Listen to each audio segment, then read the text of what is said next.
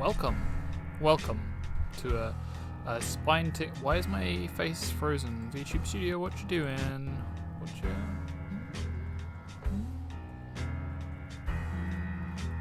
It's taking some. Give me a second. Oh, what was that? Oh, thank you for 15 months of subscription, Flooflicious. Thank you very much. That means a lot to me. Thank you for your continued support. Right.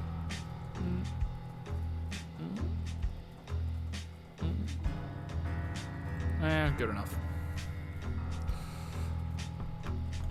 Okay, so we're playing Extreme Exorcism today. This is a game about fighting ghosts. I've played a bunch of it off stream. I really like it. It's one of those games where I think that it would be a lot. Come on, man. What is going on with my face?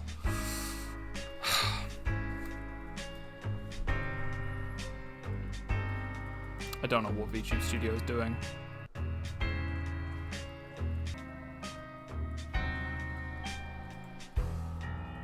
Okay, we'll try not to make too many faces at the moment. This game has 4-player local co-op, which is great. I'm just gonna be like the standard character. I'm gonna do the intro because, like I say, I've unlocked a bunch of these levels and set some high scores. I don't know how good they are. They're probably not great, but so this is sort of an introduction to the mechanics. You can move around, you can double jump. It's got gorgeous pixel art. Pick up weapons. Press square to fire. You can hold up to 3 weapons at a time. And all the weapons fire at the same time. So you can see I fire a bullet from me gun and a let's grab this boomerang and rocket launcher. You see it does both of them at once. And yeah, so the sort of gimmick of this game is that the enemies are you. They're what you did last round. So the King Ghost is the most recent one. So he has a boomerang and a rocket launcher. Killing the King Ghost ends the round.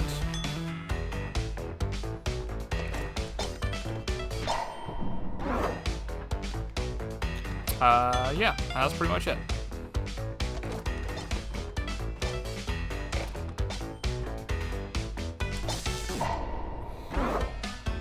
Oh, hydrating already. Thank you very much. Yum. Save early, save often. Very good advice. The Exorcism permanently removes ghosts. Yeah, so it rumbles a lot, but it means that there's going to be fewer ghosts next round.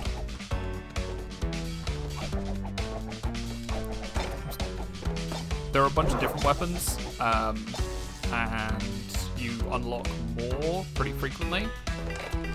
So, yeah. This game looks like a fun time for people who are not me. Yeah, it can be a little bit stressful. I really like it though. I think it's a lot of fun.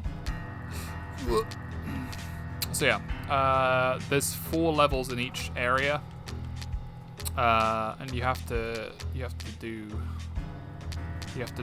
some unlockings. Okay, so I'm gonna start off with some easy levels. Posture checking, hydrate. I can't hydrate a second time. I'll have a sip of tea. There we are. Okay, so I'll show you some of the early levels. So before anything else, the only enemy is this little chair that runs around and tries to bite you. And then the ghost starts spawning. Yeah. So different levels have different like environmental challenges. The graveyard, for example, has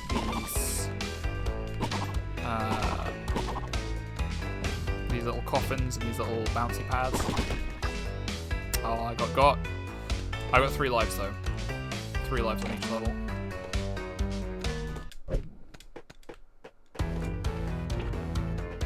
Come on, man. Oh, I got a second time. Wow, I'm really not doing well today. I think it's the performance anxiety. Like I say, I was doing a bunch of playing a bunch of this off stream earlier, sort of just to see if I can get it working. But also because it's just really fun. Like, I love little arcade style games like this.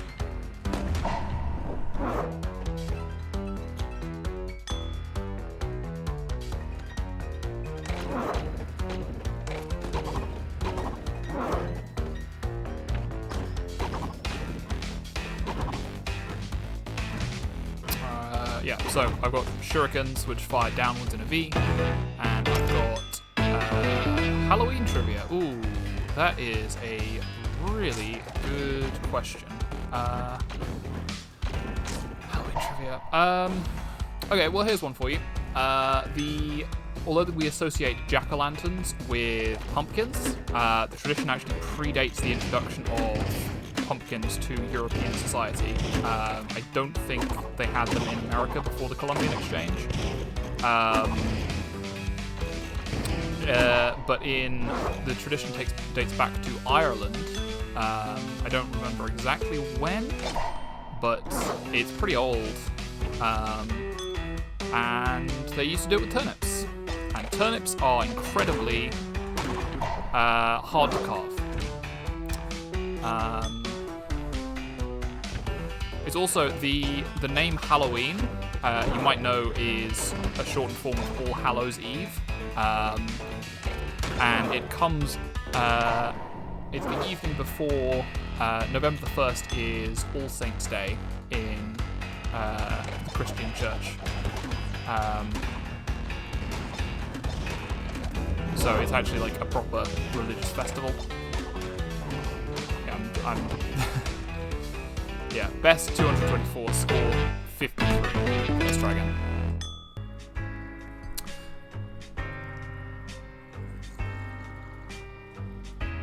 The historic spelling of Halloween also has an apostrophe between the two E's. It's Halloween, because it's Halloweven.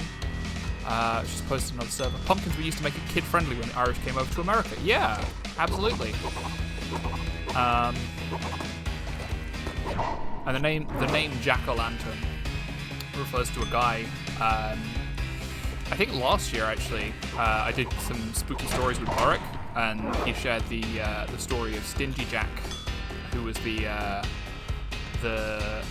guy for whom the Jack-o'-lantern was named. Essentially, he was cursed to. Okay, I'm getting really annoyed at VTube Studio. I do not know what it's doing.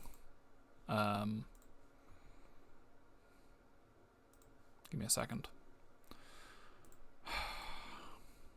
I'm gonna close down every window that isn't currently useful to me. I'm gonna see if that helps. Free up some CPU.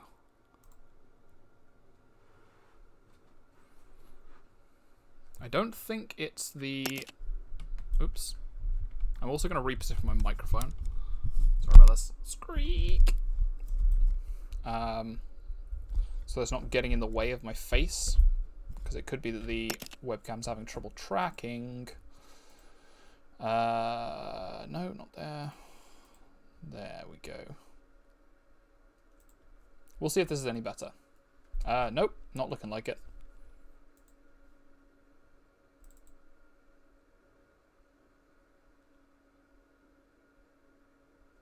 It's just really slow and unresponsive. I don't know what's going on.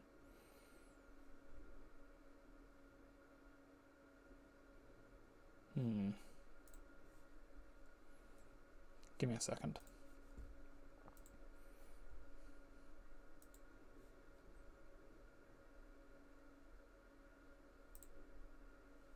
Nope, nope, nope. Ah, I've ruined everything. Help.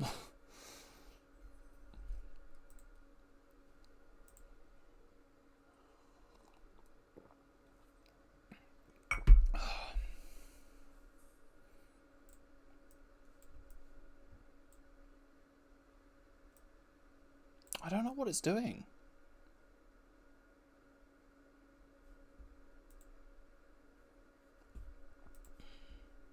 Screw it. It'll have to do. I bucked up. I did. That's what happened. Yeah, turnip company. Turnip carvings are very scary. It's usually because like you just can't get the turnip to do what you want.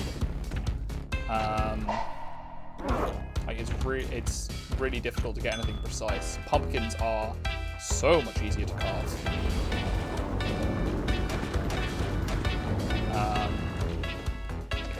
But you know, in theory, you could do it with any sufficiently firm vegetable. Pretty difficult to do it with a tomato. Apparently, you also use oversized potatoes. Well, yeah, that makes sense because turnips and potatoes are kind of—they're not the same thing, but they're both root vegetables.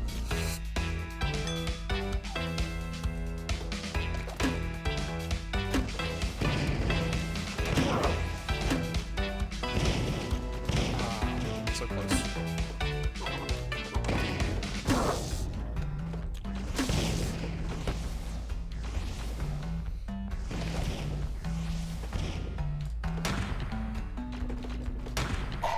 There we go. Gonna use onions for jack-o'-lanterns. I mean, if you were skilled enough, that could be a pretty cool idea.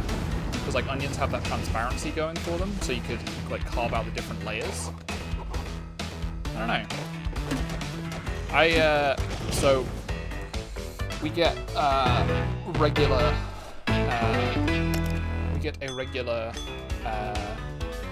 box of vegetables delivered. And I think one of the we frequently get butternut squashes.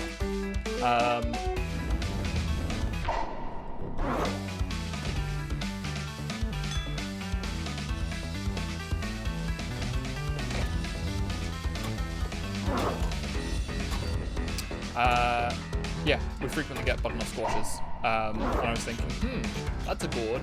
That's like the same thing as a pumpkin, right?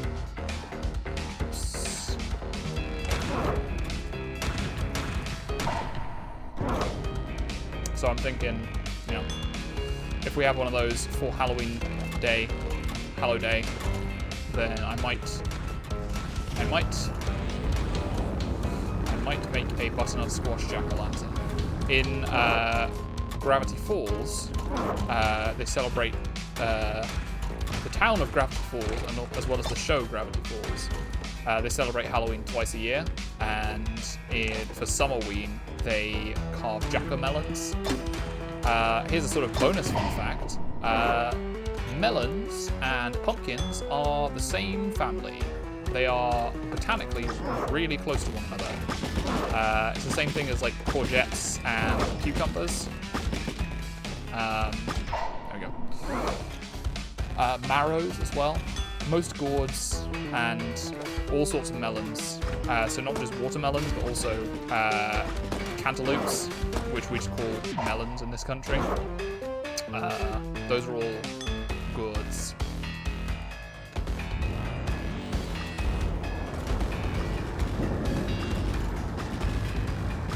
Disappointed I only got 2 there.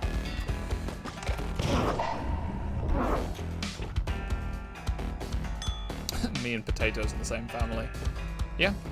I mean, potatoes are another one of those really interesting things, like, biologically.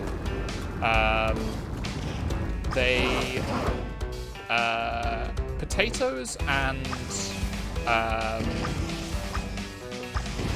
what is it? Potatoes, tomatoes, and deadly nightshade are all the same family. So, yeah. Potatoes are poisonous if you don't, like, cook them properly. And when they were first introduced to the UK, people were really worried about tomatoes. Because they thought tomatoes would be poisonous as well.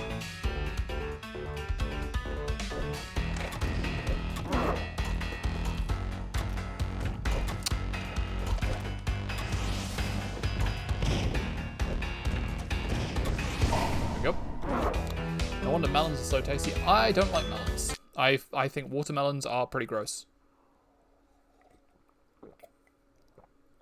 I like pumpkins and squashes and gourds and things, but pumpkins, no, but melons, no thank you. Not a fan.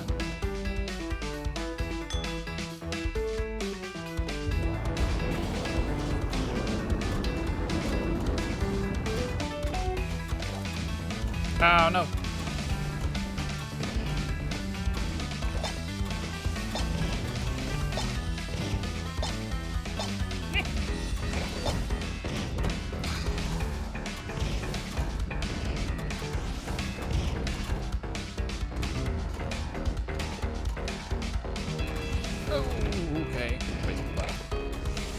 Yeah, harpoon guns leave like their projectiles stuck in the walls for a short period, so you can use them to climb things with them, which is pretty fun.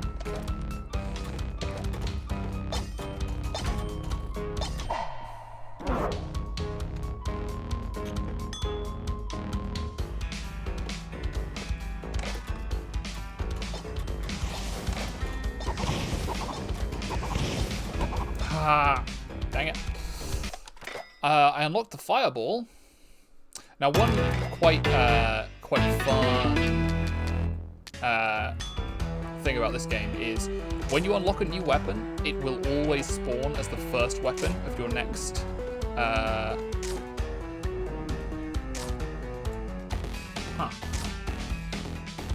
So, what'd it do?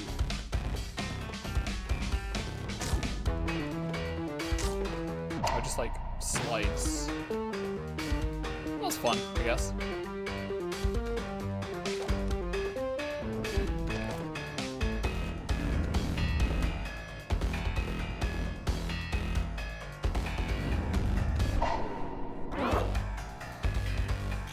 Yeah, you gotta be really careful, because if you really favor a particular area, then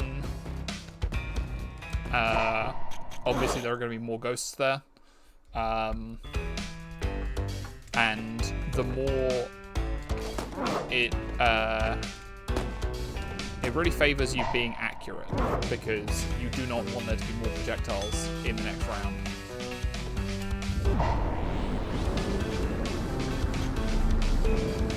But of course you have the Exorcism thing, which I think it is such a neat way of like balancing it, because like obviously you as the player want fewer ghosts to deal with because it makes your life easier, but also it stops the game from getting too like overwhelmed or anything. Because I do wonder, like, I'm playing this on PS4, but I have to wonder how well it would fire. I'm just gonna grab a shotgun. I have to wonder how well it would do, like how many ghosts would be the maximum.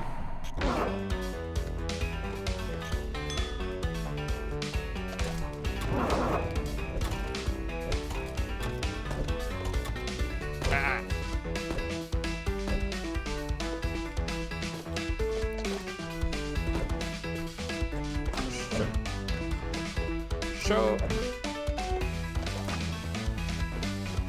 Sure you can. There we go. I also just I love that you can just use 3 weapons, but you can't like selectively fire them. You have to use all of them with the same button press.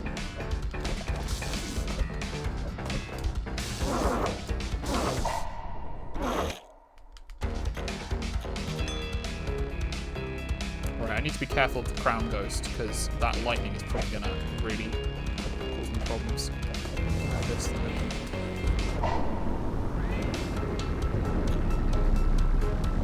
Okay, we should only have like 1 or 2 ghosts for the next one.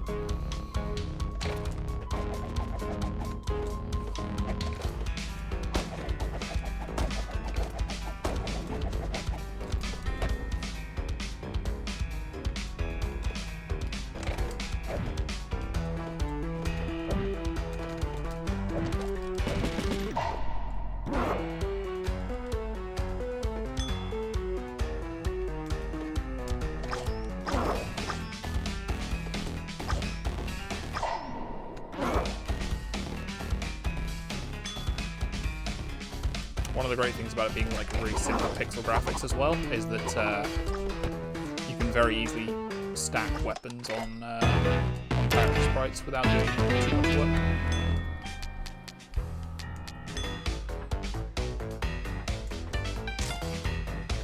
So this is the library. I also just really enjoy the animated pixel art backgrounds. I think they are so fun. Oh, come here, chair.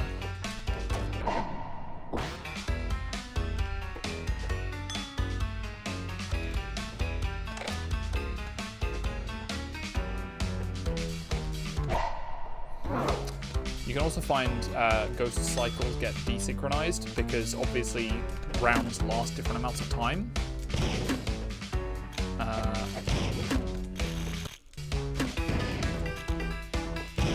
So ghosts reset when they disappear to the top of the screen. Come on, man. There we go. Okay, I'm actually getting really annoyed at VTube Studio. I am going to have to calibrate my new rig. Oh,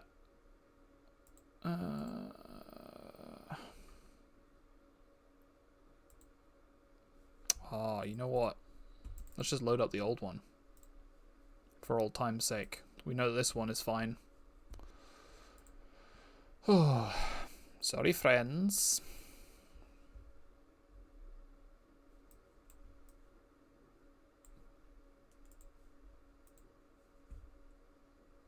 There we go.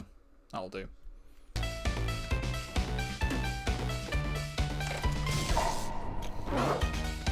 Oh, stretching. Oh, thank you. Sometimes tech issues happen. Yep. Sometimes they do. It would be nice if they didn't, but I don't know. I don't know what the problem is, and I can't promise that I can fix it. So I'm just not gonna bother. Alright, this is good actually.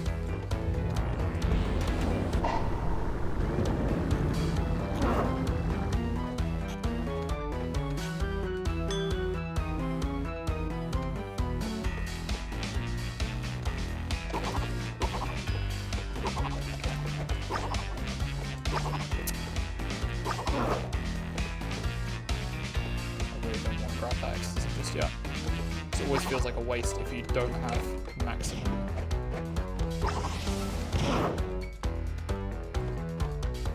maximum ghosts to use on.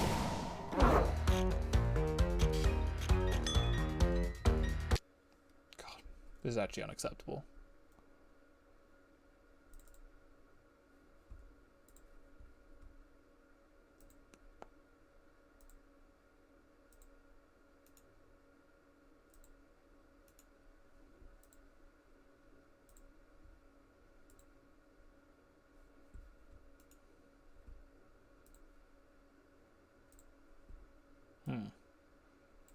Well, that's weird.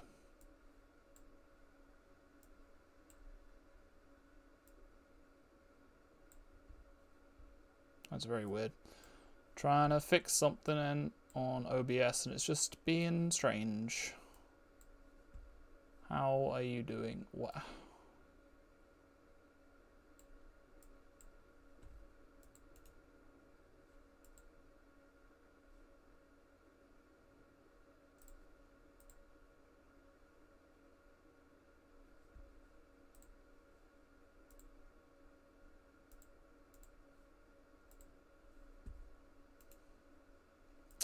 I genuinely don't know what's going on.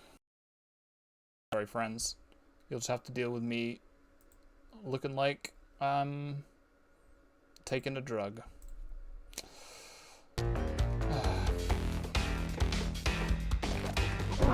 One of the most aggravating things about it is that, like, everything was working fine yesterday, and I don't know what I'm doing differently. And the thing is, today, I'm not even using my PC to run the game. Yesterday my PC was having to run the game and OBS and all that sort of thing.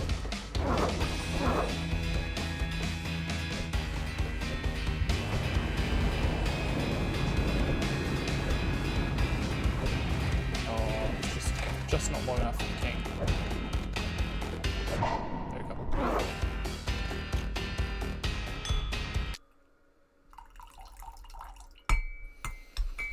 Oh.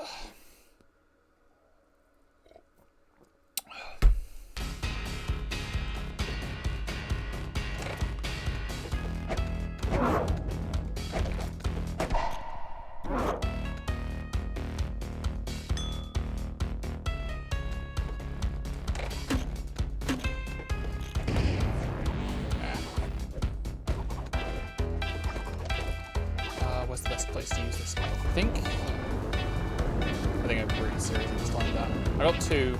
We'll take that.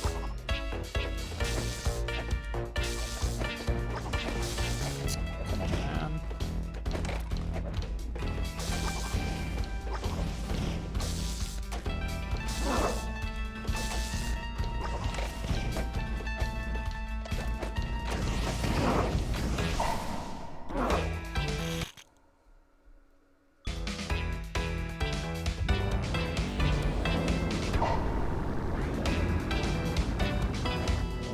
Got through with that one.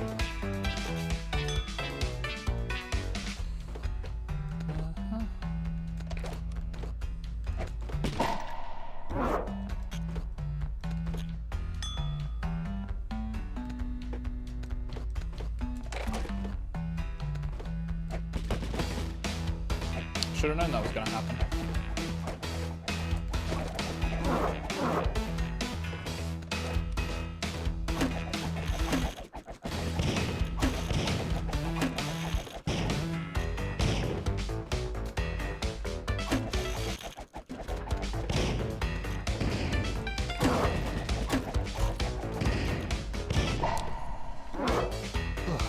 I really like the grenade launcher, but it's very difficult to use.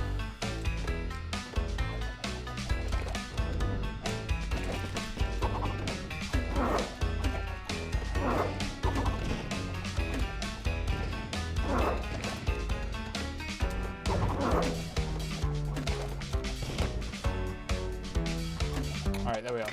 167. Right, the next area we have to unlock is the bedroom. So we have to do some kitchen. Oh, a bad joke, eh? Let me think if I can think of a spooky one.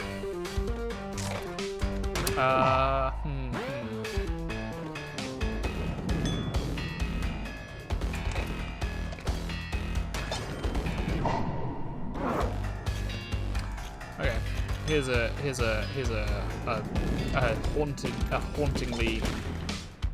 hauntingly good. No, it's bad. What do ghosts eat for breakfast? Dreaded wheat.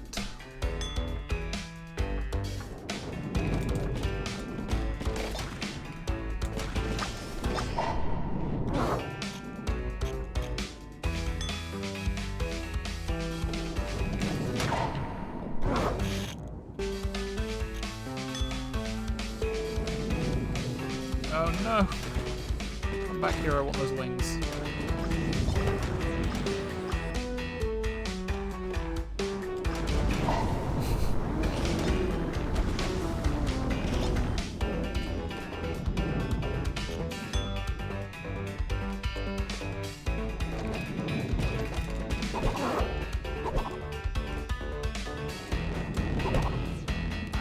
Was that the fire? I think that was the fire.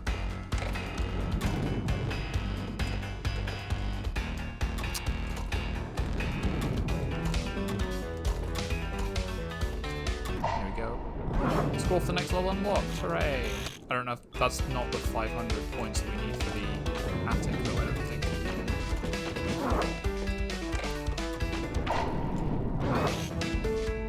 I also don't think you can pick up 2 of the same weapon. And if you could, I'm not sure how you would tell. But surely they would behave exactly the same.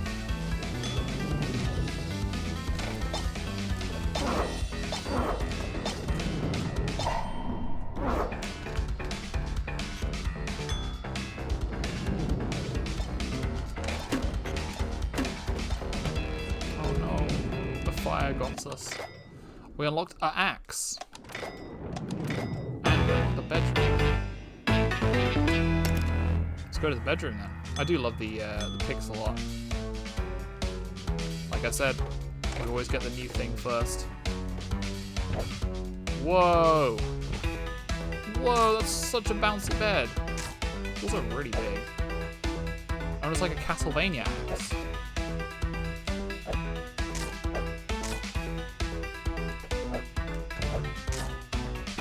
I feel like some of these should be hitting. I feel like at least one of them should. There we go.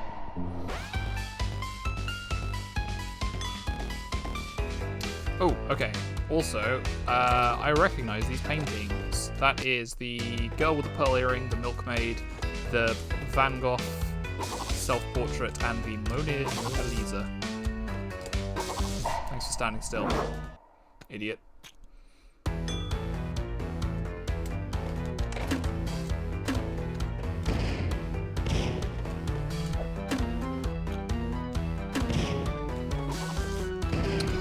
Trying to anticipate where these versions of me go, but I'm clearly just not remembering terribly well. Not remembering as well as the game, obviously. Sword.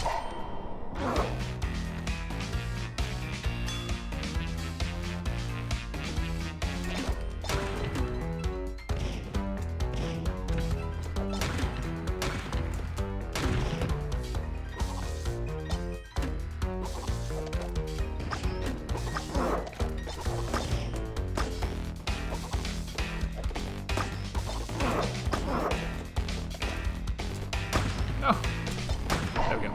Got it.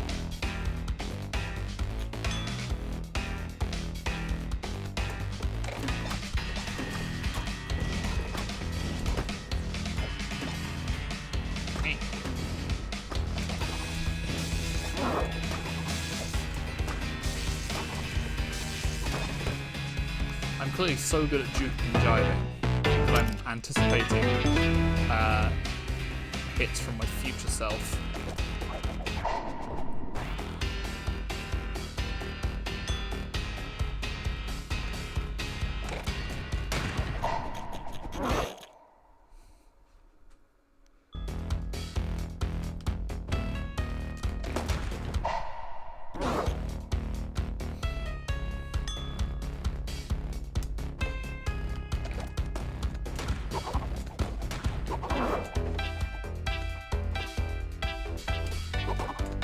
Oh, come on.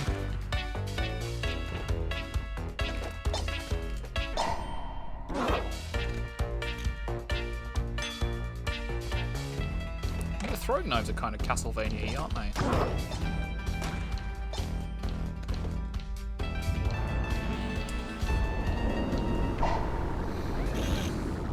There's also the, what is it, the crucifix and the holy water? It's been a while since I played the original Castlevania. I think it's just those four. Oh no, there's a stopwatch as well. Crucifix, stopwatch, axe, throwing knife, holy water.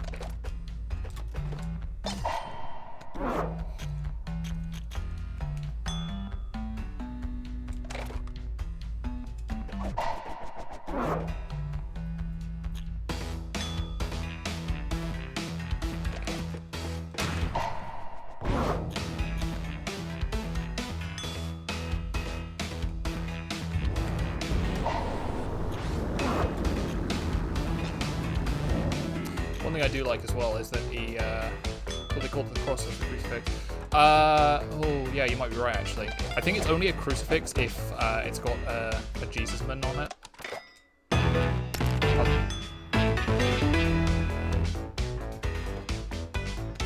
Going over here.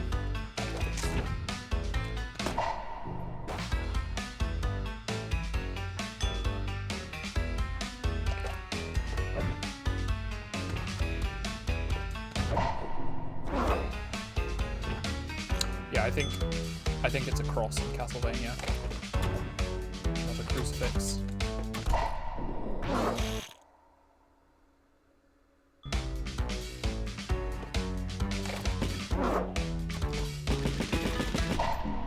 That's going to be a pain for me in the next round. Well, maybe not, actually. What I'll do is I'm going to stand here. There we go.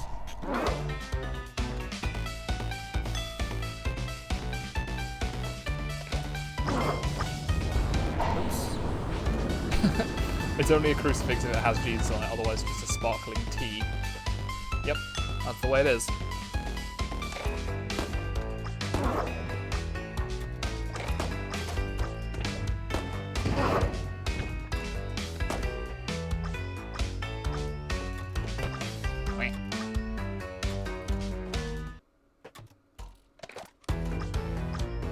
Does that guy just... Did I just camp out up there? I guess I did.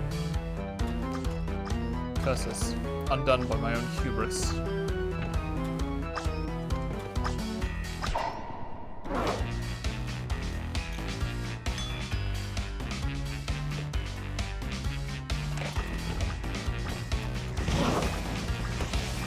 Yep, I knew it. That machine gunnery. Try and get 100 on this one. Oh yeah, no, we have to, because that's the... That's the score to unlock the next level.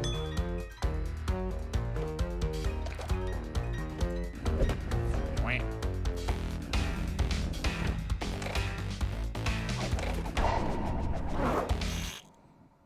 Not off to a great start.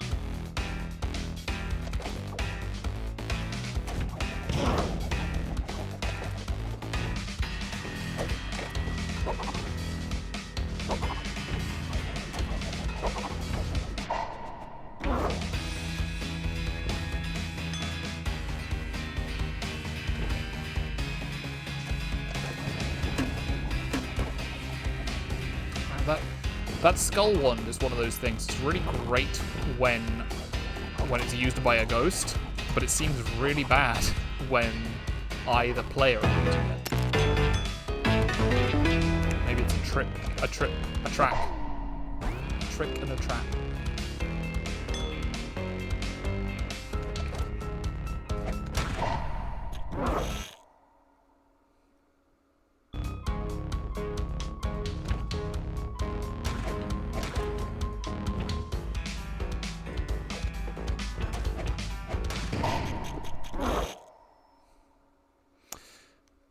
I think the mines are probably actually really useful if you can remember where you've been. It's like a whole lot of this game is just remembering what you were doing 5 minutes ago.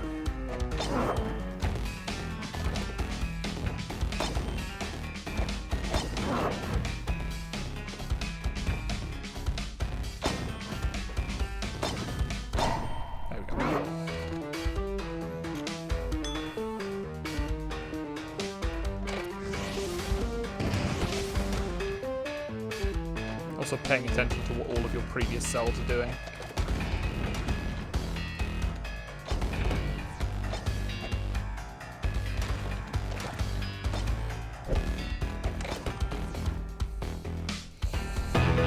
Oh, that one was pretty rough. Let's try again.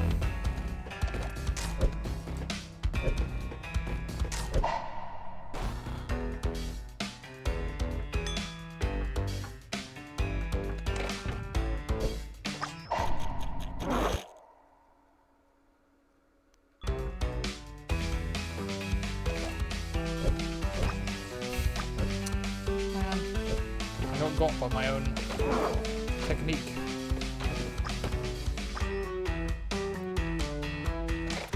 They should make a game like this where instead of your past actions, the ghosts are all of your your future actions. That would be really cool. Oh,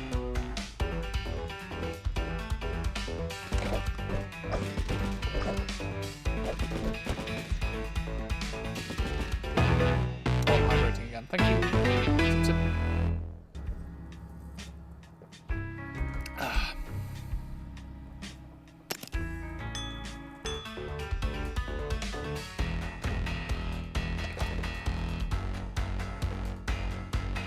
Where you going, bud?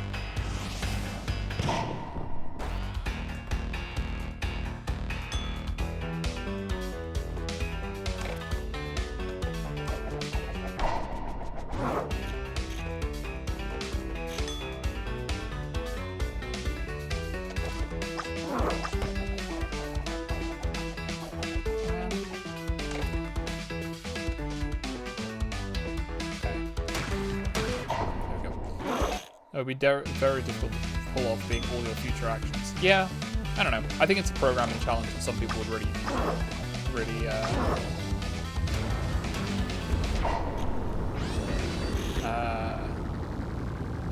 take to, I think is just the term. To rise to the challenge. That's it.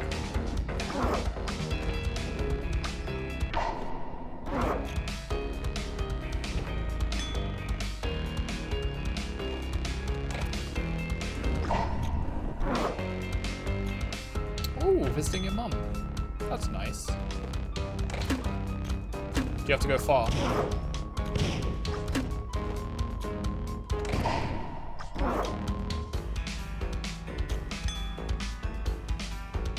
I like it when you accidentally accomplish your mission. Ah. Yeah, the explosive weapons are great, but I don't think I can be trusted with them.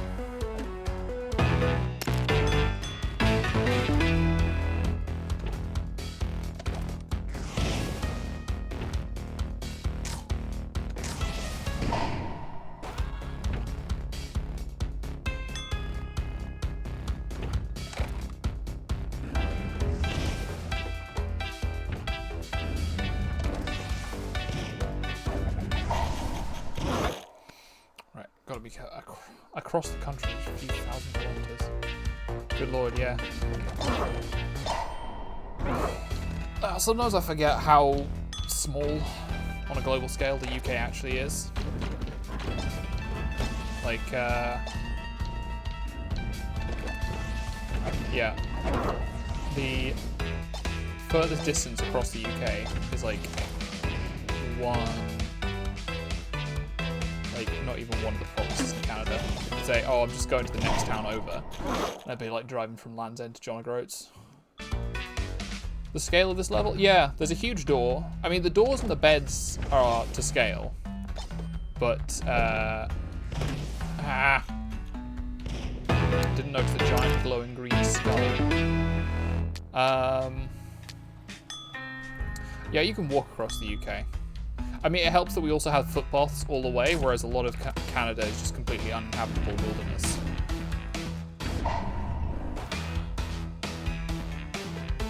Yeah, I mean, the chairs and the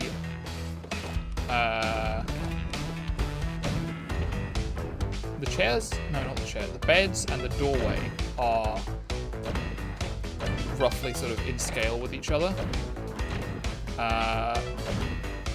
But then we are just small little beings. But I think it's... you could hear me talk about a bit more about geography. Geography is, like, honestly one of my weaker suits. I could talk about, like, natural geography. Because, like, the UK is very fascinating in that regard.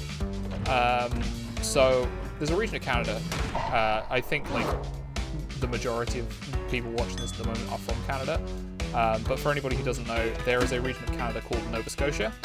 So named because it's Latin for New Scotland. And yeah, it was so named because the European settlers thought, oh, this is like geographically quite similar to Scotland. And the thing is that Scotland is pretty distinct from the rest of the UK in terms of its geography and its geology. And there's a really specific fault line where it transitions from being England, which is mostly like really gentle rolling hills. Some of it's quite flat. There are a couple of like craggy bits, but that's mostly in the north anyway. To Scotland, which has some sort of wild ruggedness to it. There's a really clear fault line between the two. Because continental drift happened, and the what is currently Scotland broke off from Canada many eons ago and just ploughed into the UK, or what is now England.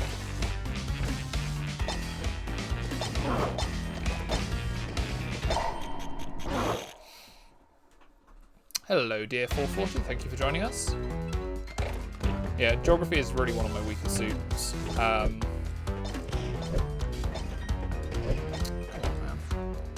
melee weapons are really difficult. Fat gun. No more unlocks. You did it. I did it. I've unlocked all of the guns.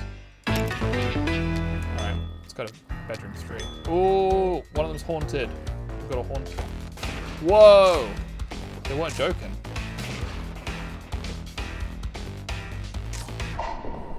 England is the capital of London. Yeah, that's correct. So, yeah. I mean, you might be thinking of the capital of Great Britain, which is England. That's one thing I actually really hate in, like, and this is going to sound, like, super petty, because, like I'm saying, in the grand scheme of things, England is actually really small. But it's also quite geographically and culturally diverse. So it does bother me in a lot of foreign-made films that people seem to think that Britain is only London. It mostly comes up in like international spy thrillers that like London, England, and no further comments about the United Kingdom at all. But yeah, like I say, a lot of regions in the UK have very distinct cultural identities. Like, certainly, a lot of Scottish, Welsh, and Irish people would be really upset if you said that Britain was only London. Because that's a whole political issue in and of itself.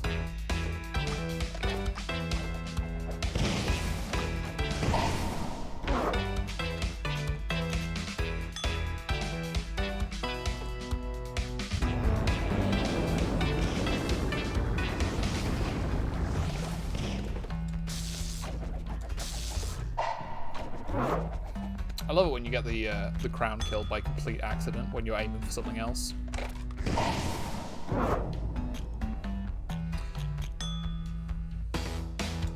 Oh yeah, no.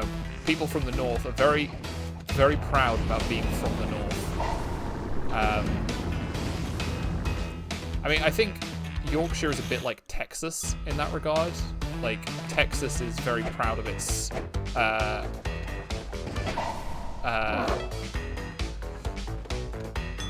I mean, the rest of America kind of looks at Texas as being kind of very rural, very uncultured, but they're very proud of who they are up north. Although there was this huge movement in Victorian England about, like, God. So do you know there was a thing in, like, ancient Greek literature, and possibly, like, also Roman, I'm not so big on Roman stuff, about, like, the noble savage. And in the Victorian era, the English were really big on this sort of thing. There was a big movement among the upper class in England to be like, to go up to Scotland and like, oh, it's really rugged, or it's,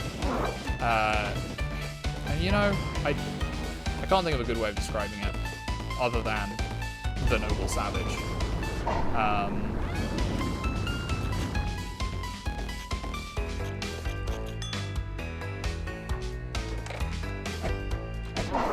There you go.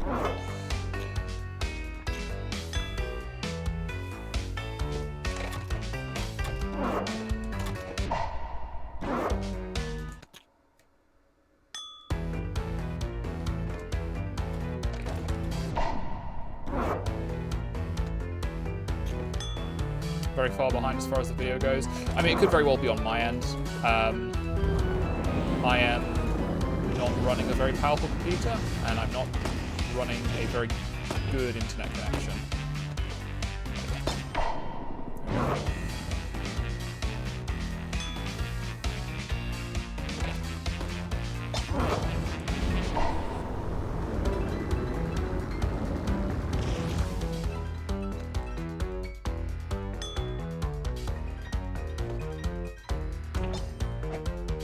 Ah!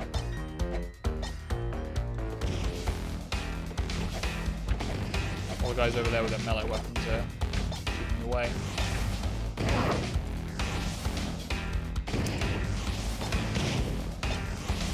There we go. 15-second buffer on your end. In the West Midlands, you just have normal savagery.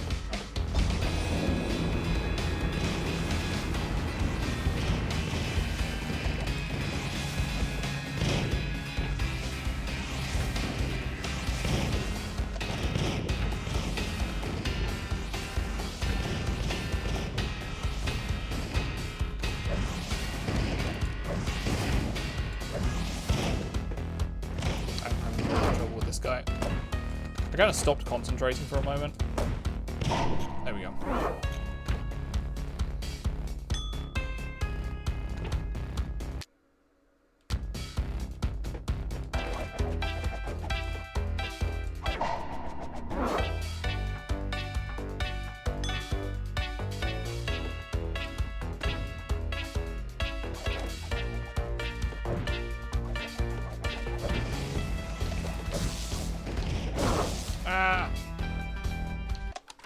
Unlock bedroom 4, unlock balcony.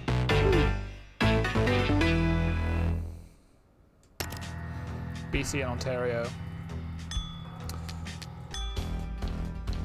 I'm sure there are places in Canada you could get worse internet.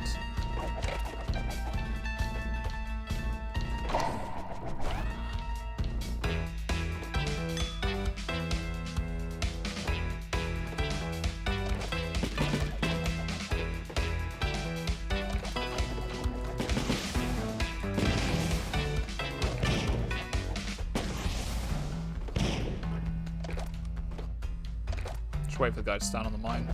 Nope. Oh, he avoided it. It's like he was predicting my future moves.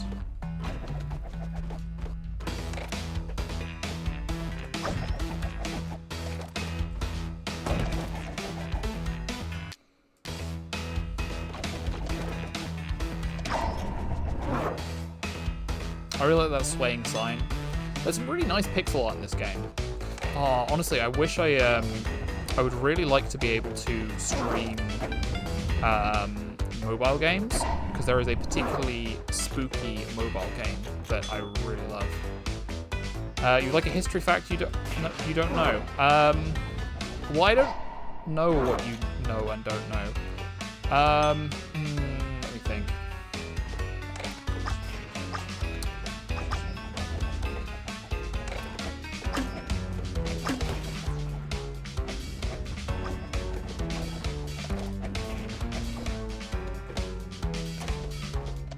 I'd love to do something about like the history of ghosts. Salty air and water is bad for cables. Yeah, that is a good history fact. I know that's not. I know that's not what you were saying. Ah, man, this wind is really messing me up. Do you have any like specific period that you're interested in, dear?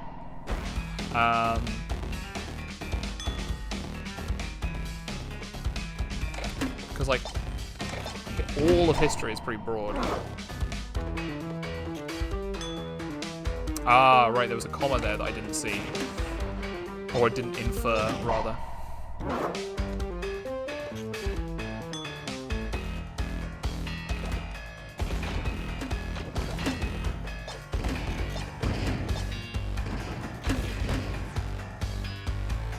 Who could have known that an enormous bullet would be the death of me?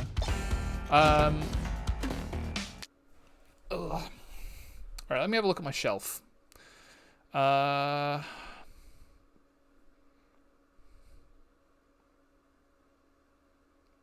You interested in Ada Lovelace and Charles Babbage, inventors of the first computer?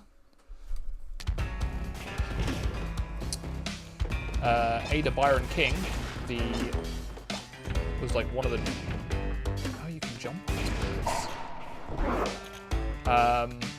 Ada Byron King was the daughter of Lord Byron, the poet, and she really liked maths and stuff. She was like the first computer engineer, because Babbage was like good at the mechanical side of things, but Lovelace was the one who really handled the mathematical stuff. But of course, this being the Victorian era, she wasn't really allowed to have any credit for anything. There's a... Oh, I found out about something the other day, actually. So Charles Darwin was a fantastic naturalist, but a really awful artist. Like, he did some...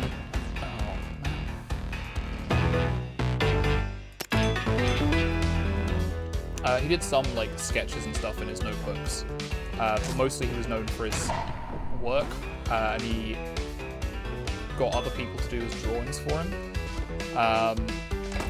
There was a pair of artists called the Dodleports, Mr. and Mrs. Dodleport, or I think Dr. and Mrs. Dodleport, who helped him out with a lot of his stuff. They did some really detailed like plant drawings. And amazingly, the wife was the one who did most of the work, and she actually got a remarkable amount of credit for it, which is amazing considering it was like Victorian England. Russian history, English history, Roman history, and ancient Greek. Yeah, I mean, ancient history is really not my. I mainly did medieval stuff. I could talk to you about Greek mythology, because I know more than a bit about mythology.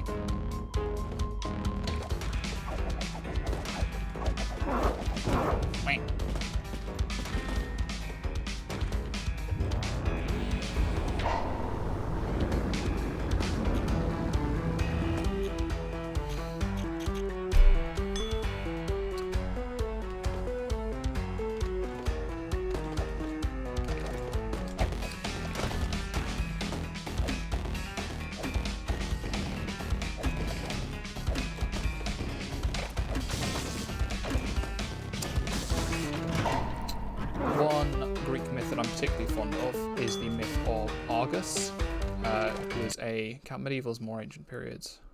Modern stuff to be when gunpowder weapons became widespread. Okay, so like what, the 15th century?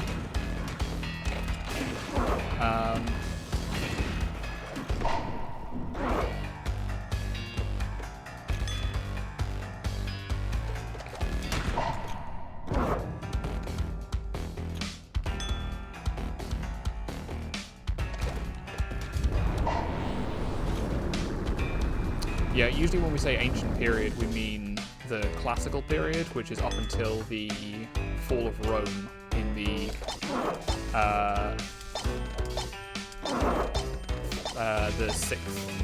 5th, 6th century BC.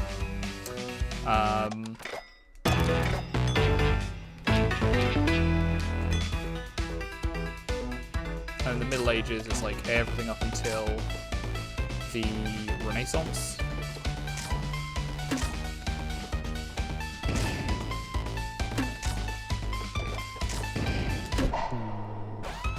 I gotta say, of all the gimmicks so far, I think this wind one is the one that I like the least.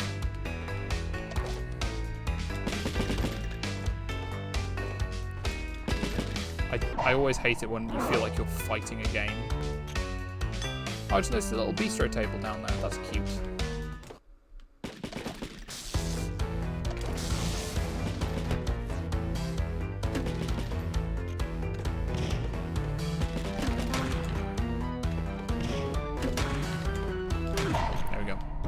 Anything before last year is ancient history to me. That's a really good way of thinking about it. Yeah, stop living in the past. There's at least one historian. There's like definitely a school of thought which subscribes to this. That there was a particular event at the beginning of the 21st century, which some people have called the end of history, and this is like a hotly debated thing because like a lot of people feel that it really oversimplifies a lot of much more complex, broader issues. But I don't know. As a historian, that genuinely does seem like the cutoff point. Everything before then is like modern studies. Oh, anything after then, sorry. Modern studies.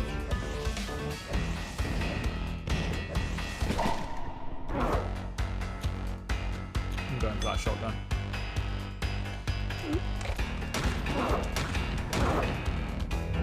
No, I didn't want to grab that. There's only one ghost on the stage. I whiffed with it. Oh no, I got it.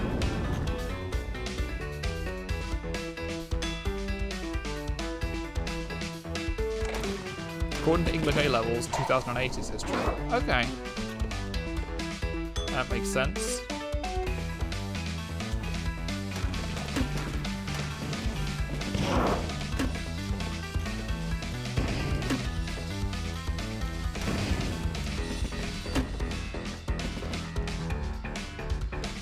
I moved so badly on this stage. Oh, it's just like one of the blows.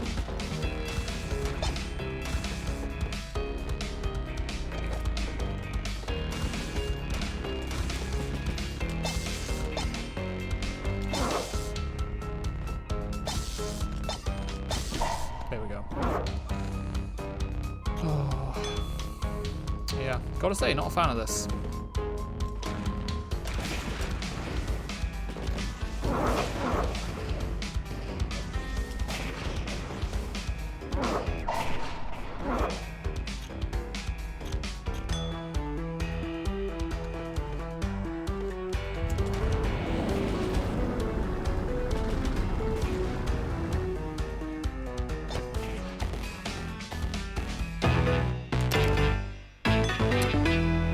The wind is just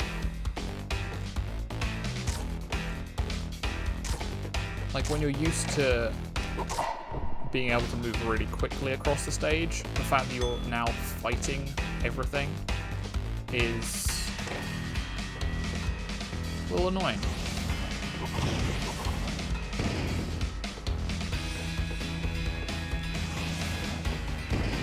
"14 years old" is history. I mean, there has to be some cutoff, you know? You have to say at some point,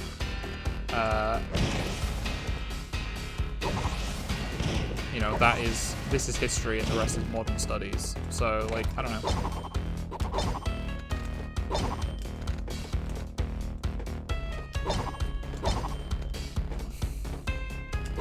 I'm really just not enjoying this level, to be honest.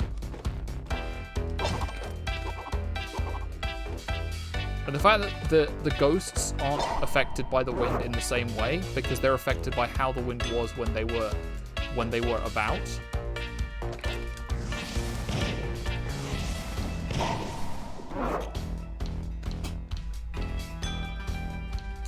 It's like however the wind is blowing for you, it might not be how the wind is blowing for ghosts.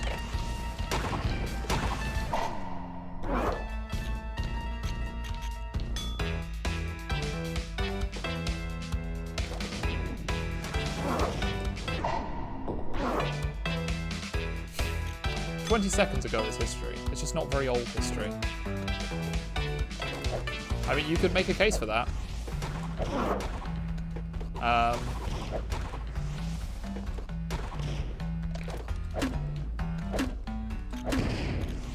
we go. Time doesn't exist, so nothing is history. Well, that is a different debate in and of itself. That's the one.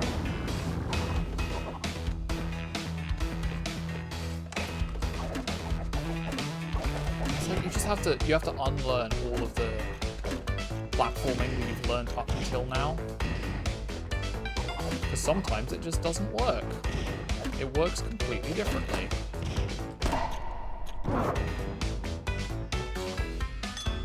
It's definitely a different take. Time doesn't exist.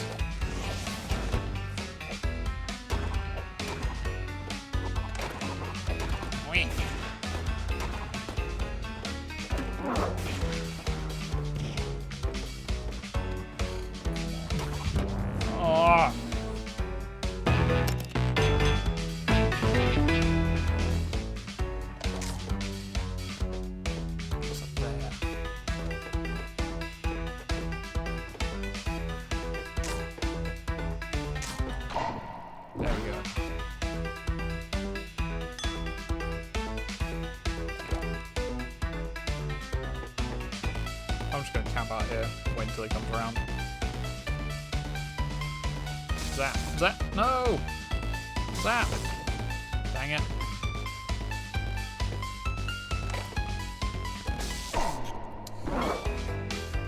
Time is a tool you can put on the wall or wear it on your wrist. The past is far behind us. The future doesn't exist.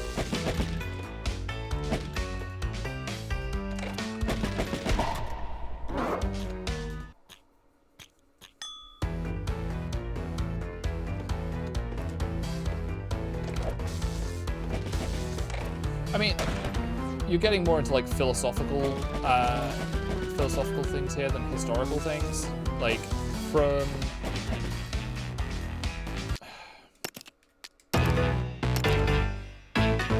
score like 450 on the balcony.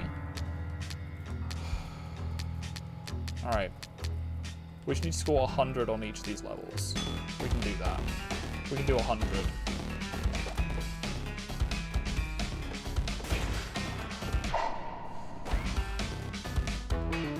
Oh, Aftons. Time might not exist, but your birthday is definitely real.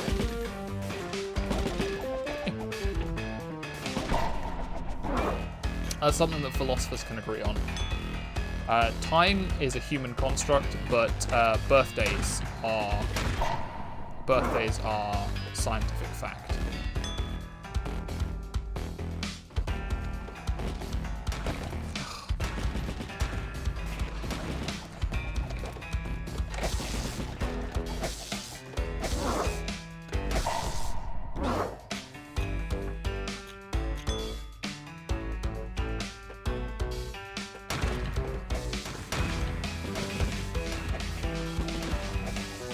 I'm trying my best. Why is my best not good enough for you, game?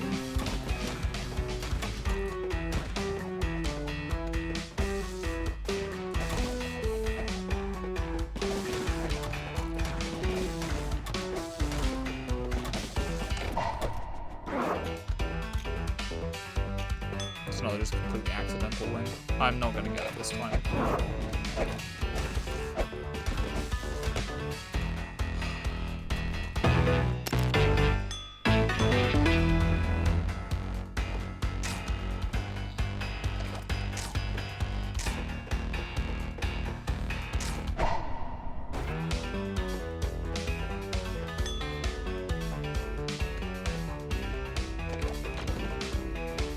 That should get him. There we go.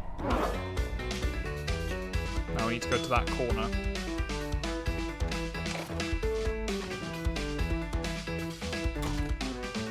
How did that not hit him? I was right next to him.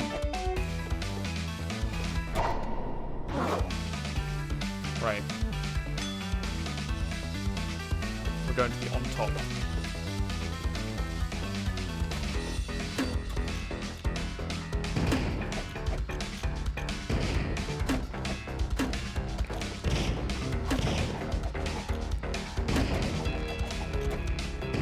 There we go.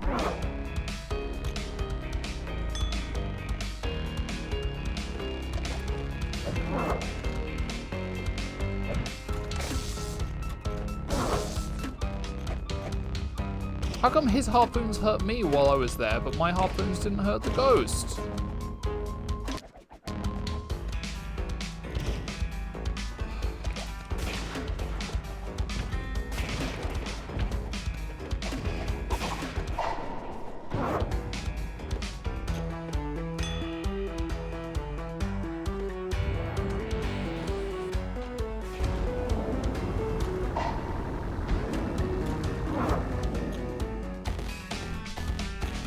There we are, we got rid of a couple at least.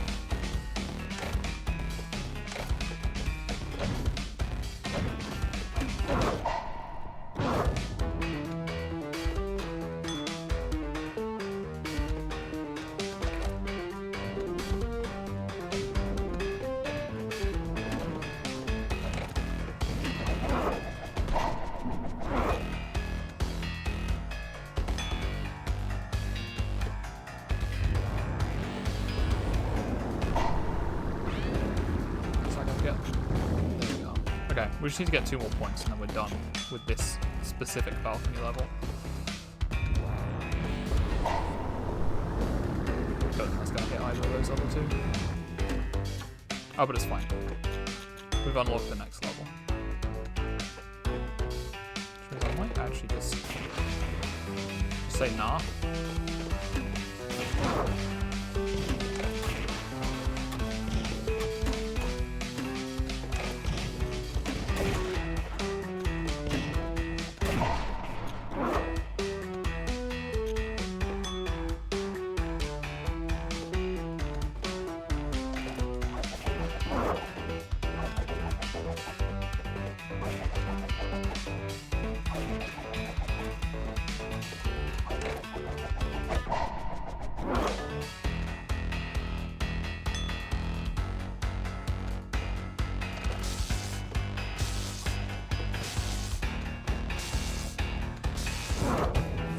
There we go.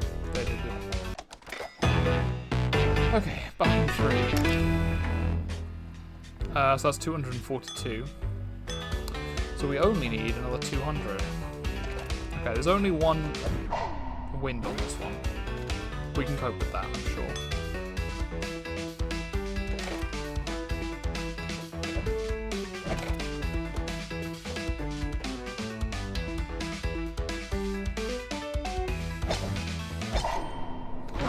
Fun fact, spooky history.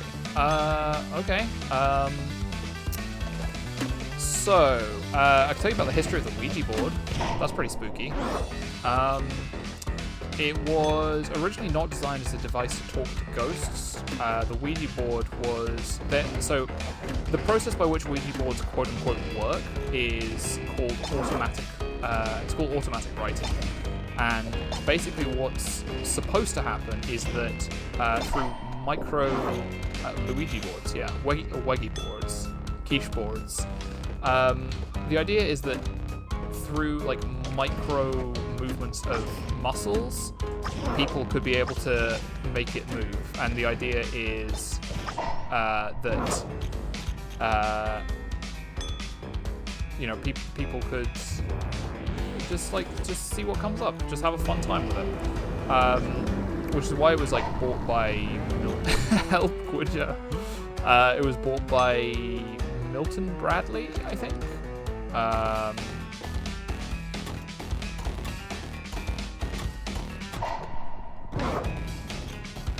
Or Hasbro, possibly. Or maybe Hasbro bought Milton Bradley. But in any case, like, it wasn't originally designed to talk a way to talk to ghosts. It was to do with just seeing like microscopic movements in the muscles, and in theory that could reveal secrets of some kind. But yeah, like, it was marketed as a game and didn't have any connection to the occult until it might have it predates. No, it postdates Aleister Crowley by quite a while, but there was again, it all goes back to the Victorian era. There was a really popular trend of like seances were the hot stuff in the Victorian era.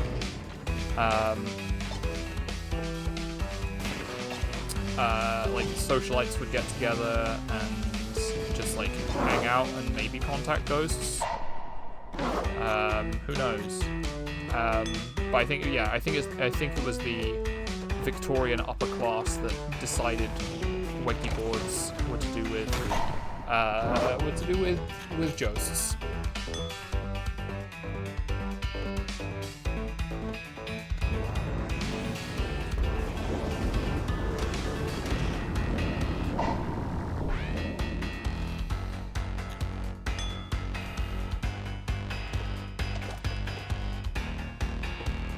We could do a seance.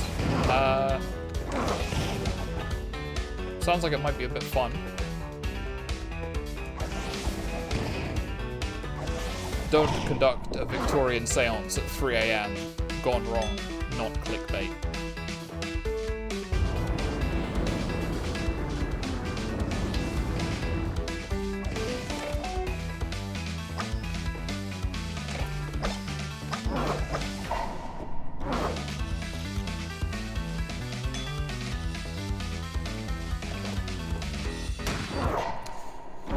of course, like, many different cultures throughout history have had their own traditions about ghosts and about how to communicate with ghosts, and a lot of our modern concept of what ghosts are. The ghost was tired too. Aww. Right. Okay, we still need to do like a little bit more.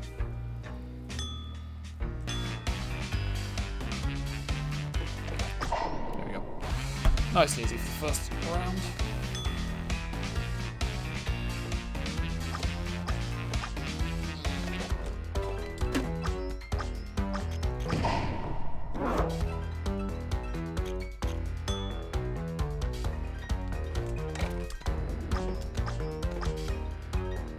So that fire will do its job. Okay, fireball is not doing its job. There we are.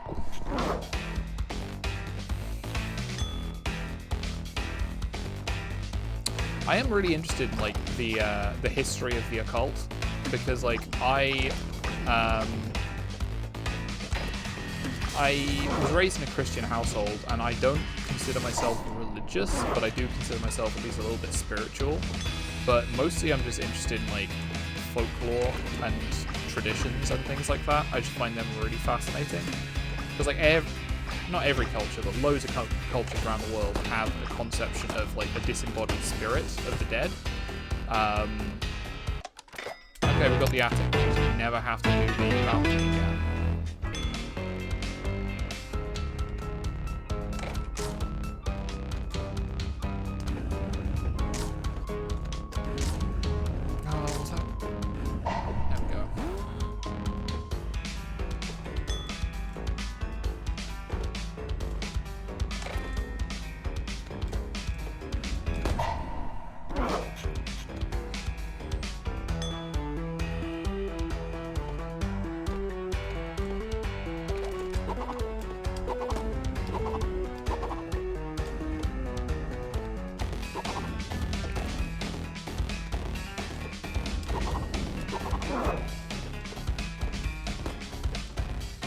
Dual wheel fireballs. Go on.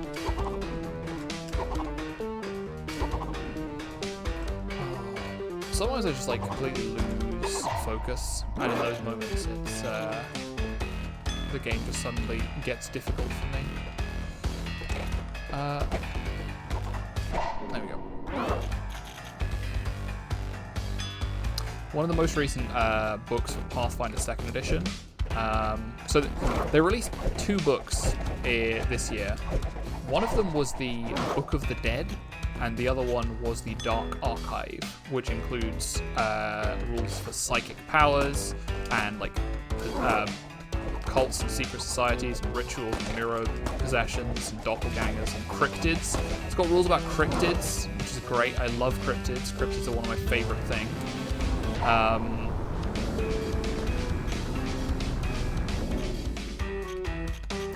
But yeah, no, I just find that stuff super interesting.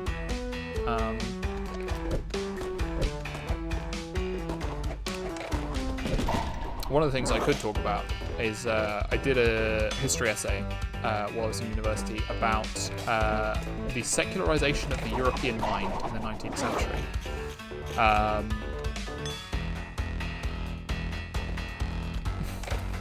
Oh, one of your exes is a cryptid. What they you don't have any good photographs of them, and they disappear when everybody's looking. I'm sorry, that was a bit cruel. But yeah, so in like earlier periods of history, and still in many cultures around the world, it's just like mainly talking about Europe, but in many parts of the world, or in earlier times at least, religion was like a community affair. Like if one person's religion was the business of everybody in the community, because like, you know, churches were a communal thing, stuff like that. But in the 19th century, it became a much more personal matter. And I think nowadays, we, in the West at least, we kind of scoff at countries that have like strictly enforced state religions or whatever.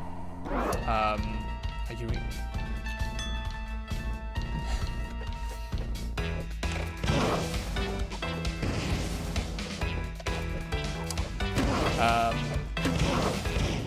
but yeah, it was sort of really in the 19th century that religion became sort of a more private matter. I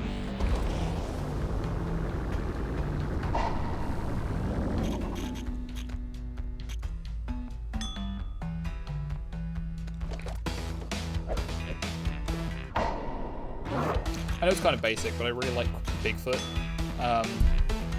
If somebody asked me what my favorite cryptid is, I would probably say Mothman, which is also a bit of a basic answer. Maybe Jersey Devil? I don't know. Southeast Asia, like Indonesia and the Philippines, have some absolutely fantastic cryptids. There's some really amazing folklore over there.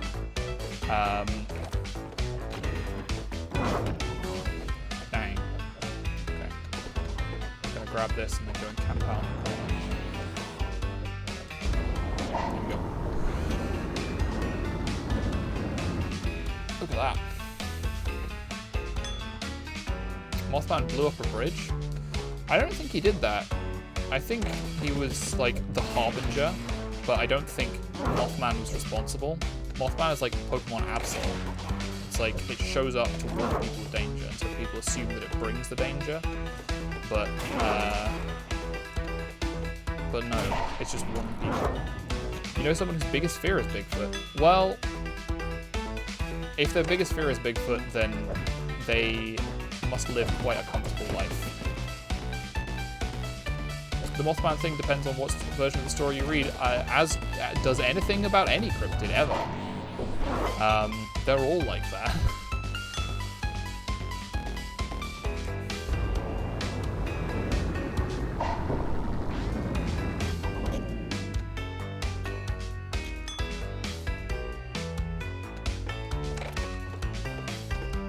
I did a Pathfinder session the other day, actually, and what I wanted to do was like set it up as though it were like, so all the clues are pointing to the fact that it was a Sasquatch or a Bigfoot. I think the two are different in some interpretations, but yeah, no, I was setting it up so people were like, oh, it's a Sasquatch, it's a Bigfoot. But then I revealed that no, it's not a Bigfoot, it's a were-gorilla. It was a guy who got bitten by a gorilla and now transforms into a gorilla. Which is just fun. Bigfoot sightings are typically in rural America, around where people own fursuits and people aren't necessarily cool with people owning fursuits. You might be onto something there.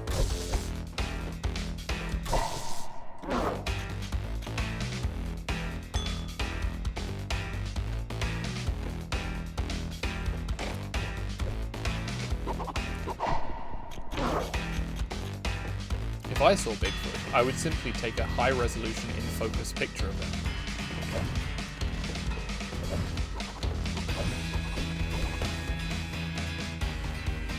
Bear with mange? Yeah, there's all sorts of theories.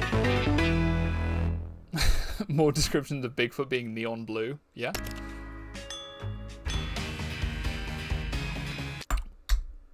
I really like attic levels in video games. Like I remember I played Celeste on stream a while ago, and there's the abandoned hotel level, and that's great. But I love seeing like pixel art of stacks of books, of little boxes, broken floorboards. Like look at that spider. That's such a cute spider. This little tin robot, adorable. I love it.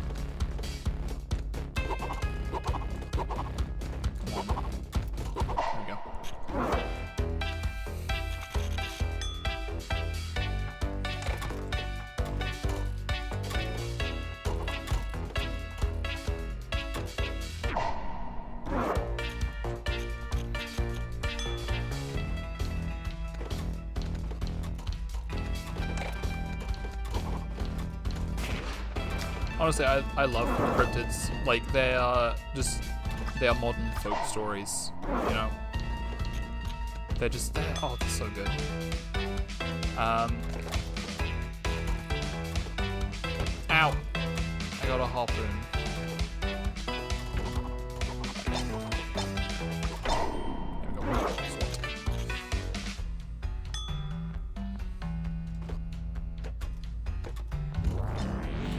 Man, this level really reminds me of, like, I was super excited when Super Smash Bros. Brawl was just about to come out. And, like, I heard that there was a level editor, and I was like, this is going to be amazing. I'm going to make all sorts of levels. And this is exactly, like, the sort of level I would make in Super Smash Bros. Brawl. I.e. a bad level. Because, like, it works for this game, because this game is an entirely different kind of game. But in Super Smash Bros. Brawl, it would be really annoying to fight anybody in this area.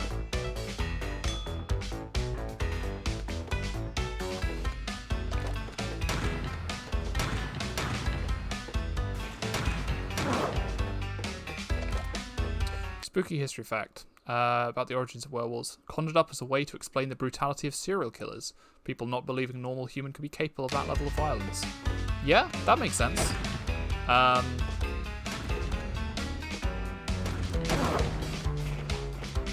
mean, it's one of those things where there's a lot of stories worldwide about people turning into animals. Like, it's kind of a thing in the cultural collective consciousness.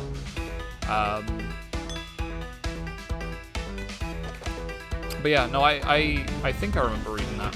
There's definitely lots of this is like the third time I've plugged this video on stream, but you should definitely go and watch, if you haven't already, Overly Sarcastic Productions.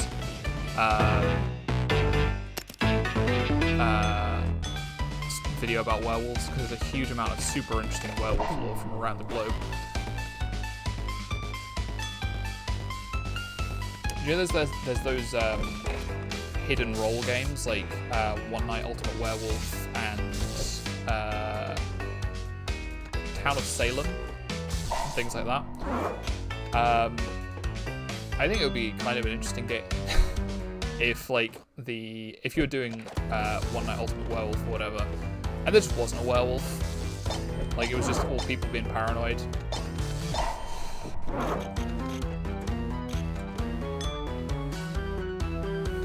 Because that's probably a lot of what happened during I think the Arthur Miller's Crucible is a good story about that sort of thing. Like, it's unclear whether or not there are actually witches in that play, and it's kind of irrelevant, because the play is not about the witches. He's gonna come down here. Ah, I missed. There we go.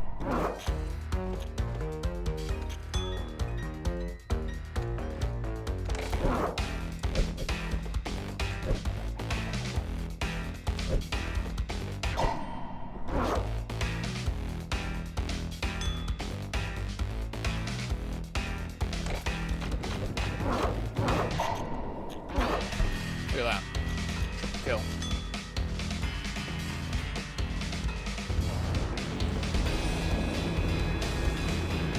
This is a bad idea. I misplaced that.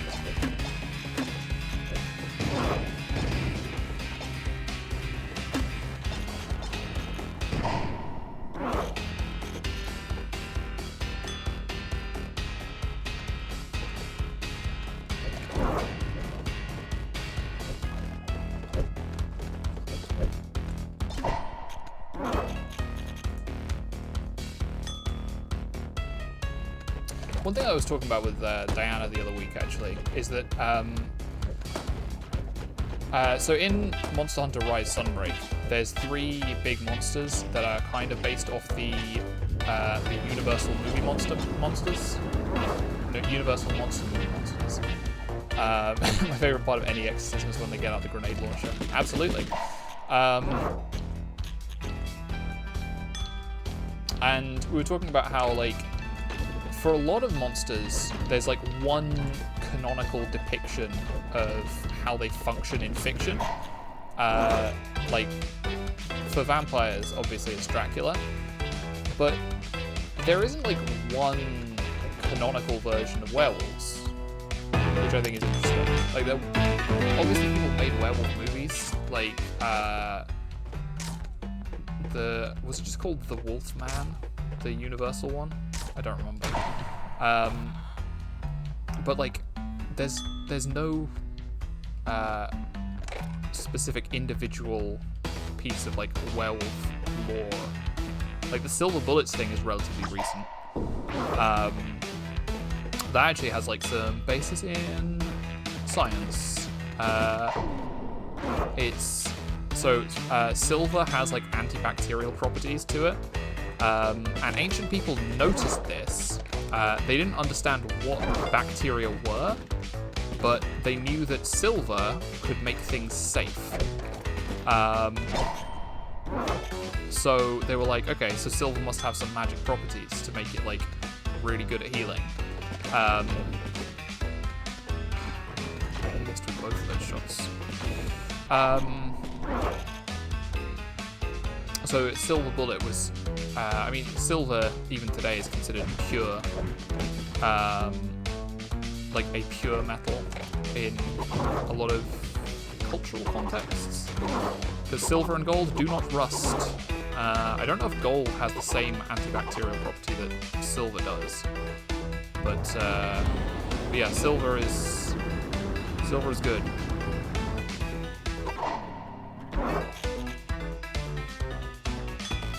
And to be fair, dear, this is called extreme exorcism. So what could be more extreme than grenades and rocket launchers and stuff?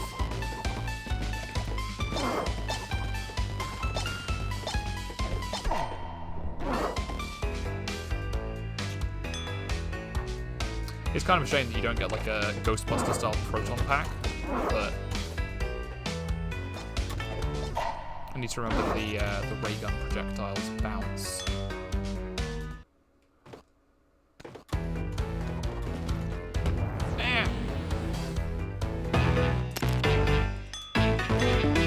One more try. Until I keep getting it, it's always going to be one more try.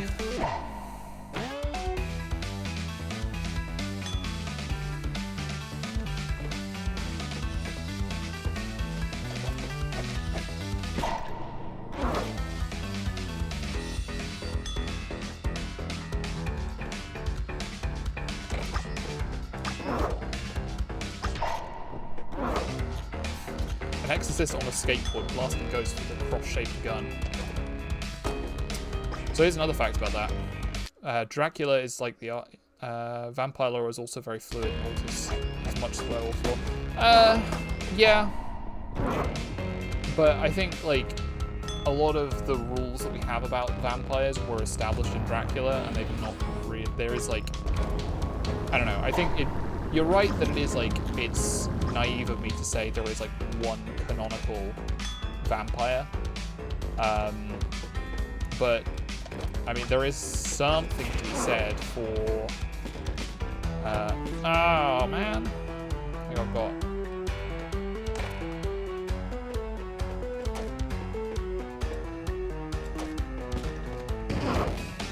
Is he gonna land? No, he's not. Okay, I need another weapon then.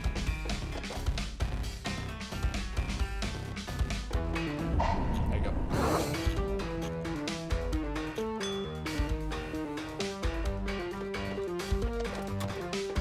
So another thing, I backed on Kickstarter a while ago, and it's going to be produced and dispatched soon. There's a game that some people have been working on called Women Are Werewolves, which is like they're sort of the cycles of the moon relating to werewolf transformation and relating to menstruation. It's described as a non-binary story game. So it's like, what if instead of menstruation, the thing that determined whether people saw you as a man or a woman was whether you turn into a werewolf or not. which is pretty cool. It's pretty neat. I really like the concept of it, and I'm looking forward to getting it and giving it a try. I think it'll be difficult to persuade people to come and play it with me, because it's very, it's a hard sell, you know, it's very, very clear. But, I don't know, hopefully I can get at least one person on board. Coming down, there you go.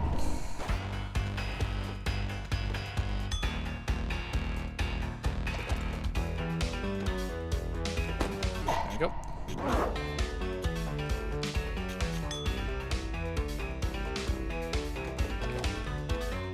What I'm doing here is like racing myself down, because again I'm trying to I should have known that was coming. There we go. We did it.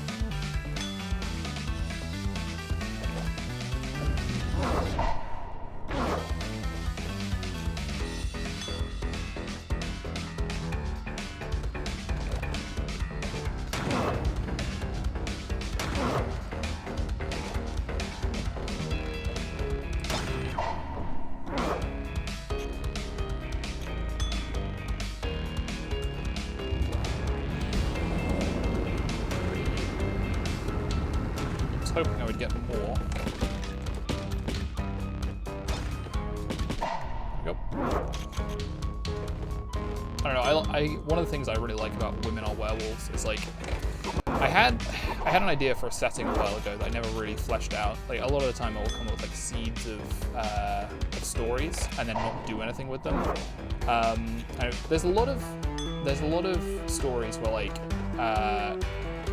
one gender gets like some sort of magical power, like there's some magic that only men can do or some magic that only women can do. And so I got to thinking, like, what if exactly 50% of the population could do that kind of magic, and that's what society uses to determine your gender and like all of your roles based on that.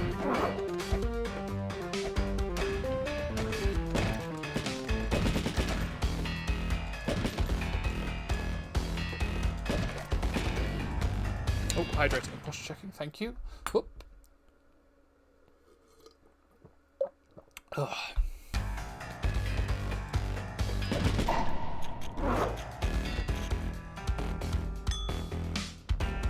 One of the things I do find most difficult about this game is the punch and kick. They really dramatically affect your mobility. Thank you for joining us, Mixed Magi, and have a nice evening. Hope to see you again soon. I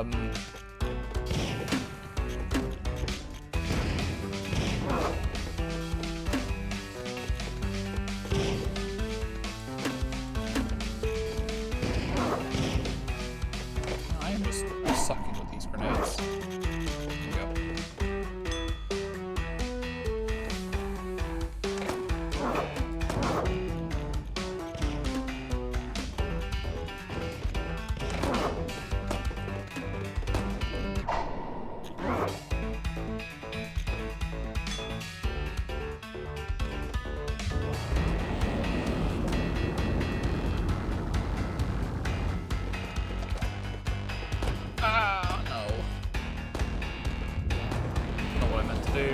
And I wasted it anyway. Oh no, I got it. Okay, cool. Good. All good.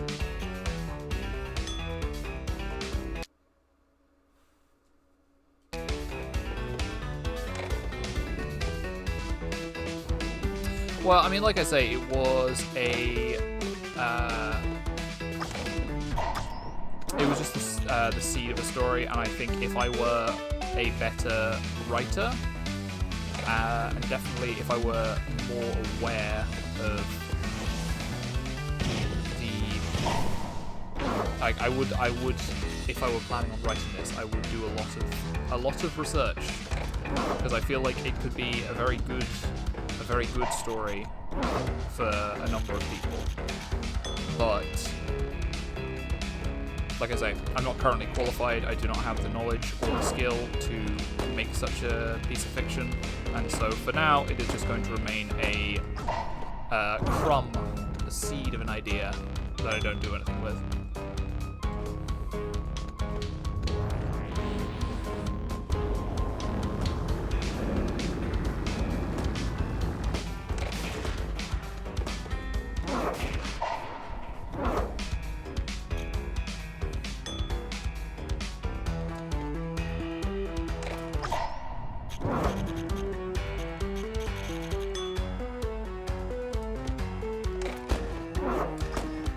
I think the fact that the upper platform is so close to the top of the screen is something that's really thrown me off.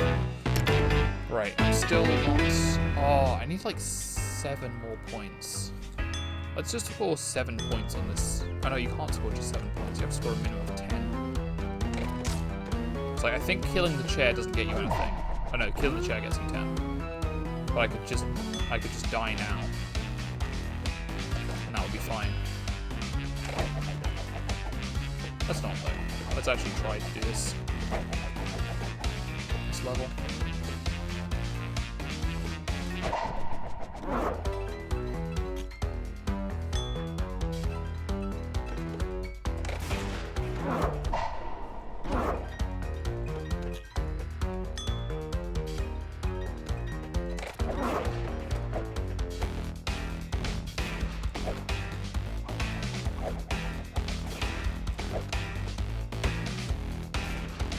I thought I jumped on that one, but apparently not.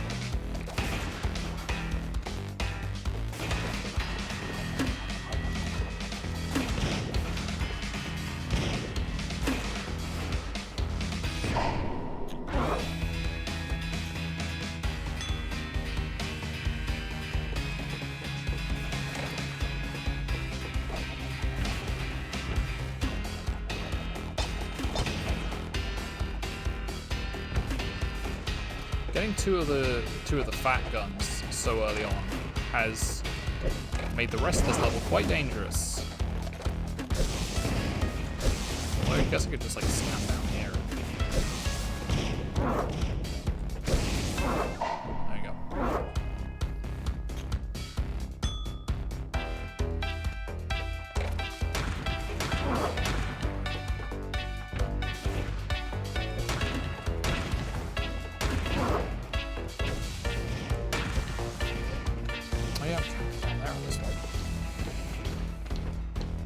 Ah! Well, we got the cellar. Let's do that. We need to get 600 total on the cellar. Okay, we can do this. Oh, this looks like... Yeah, okay, we've got sliding, we've got ice now. We've got wine. Again, the scale is very weird and big. Or we are very small.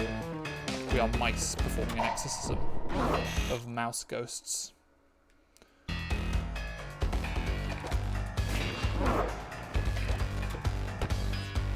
What on earth hit me there? Oh, hang on a mo. Cool.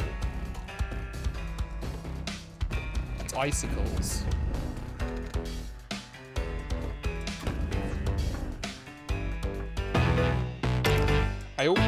One thing I really hate in video games, honestly, is when you can like touch spikes from the side and they hurt you. Like, one of the worst games for that is actually Yoshi's Island 2, because in that game, not only are there spikes that hurt you from the side, they are instant kill spikes. Normally you have some time after you hit spikes to get Baby Mario back, but no, the spikes in Yoshi's Island 2 do not give you a second chance.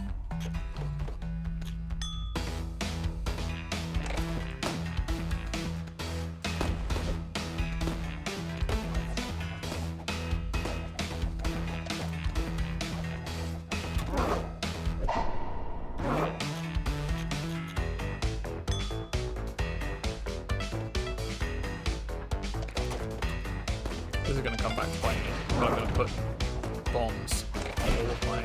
No!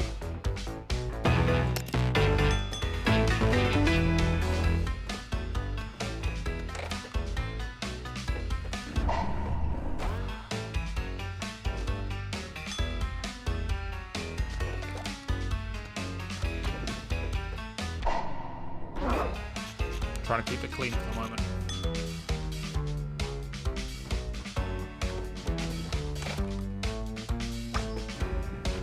Ah! Why did he fire that way? Oh, I think I get it.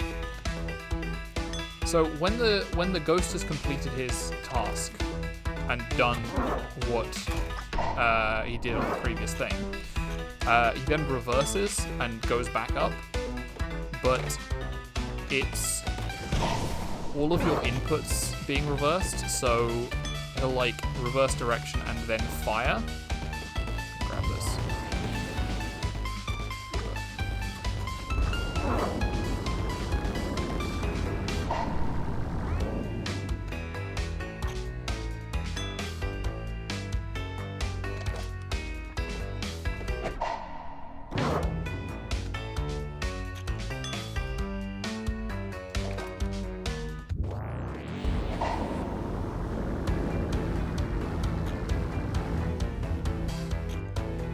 I think that's still my very first ghost that's going.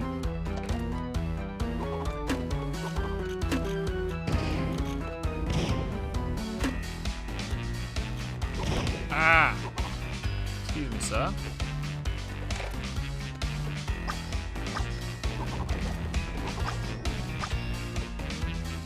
He's dodging all of my attacks.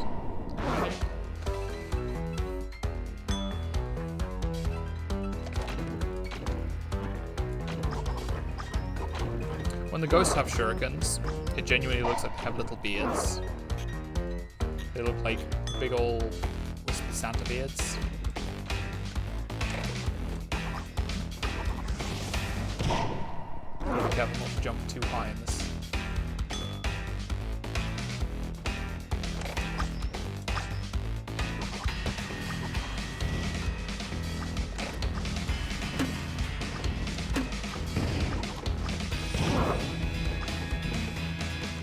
I'm going to grab this. There are 4 ghosts on screen at the moment. Don't think I can get all of them. Okay, I can get one of them. Great. Good timing.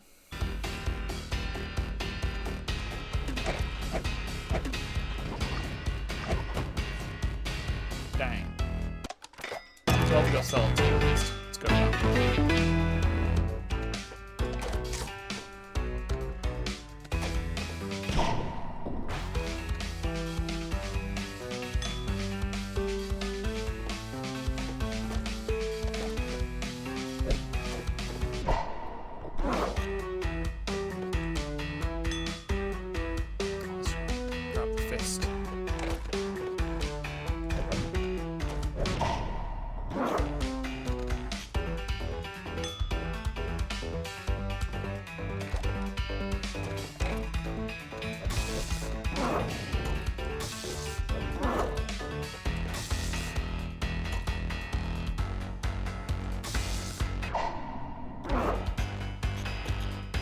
Oh yeah, one of the things I was saying, I don't think I ever finished this thought. When you get the fist or the kick, the punch with the kick, they really dramatically affect your mobility, but it's often very difficult to remember that you have them with all the chaos that's going on. So it would be nice if there were a clearer indication of it, because those are the 2 weapons that don't show up on your character. Everything else you can see.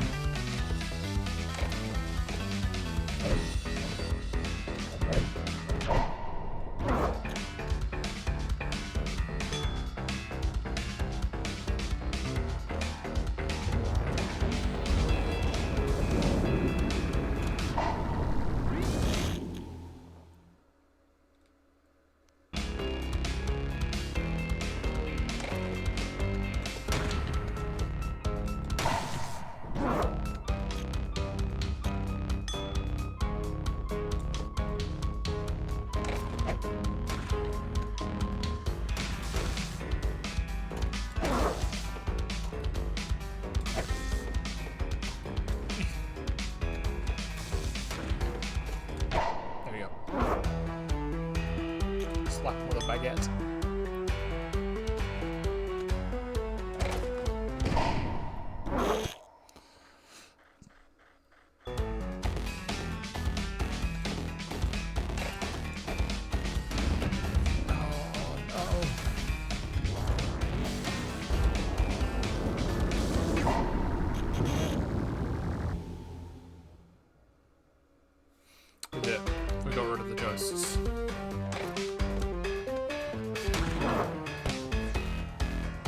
Again, it's the spikes. It's the...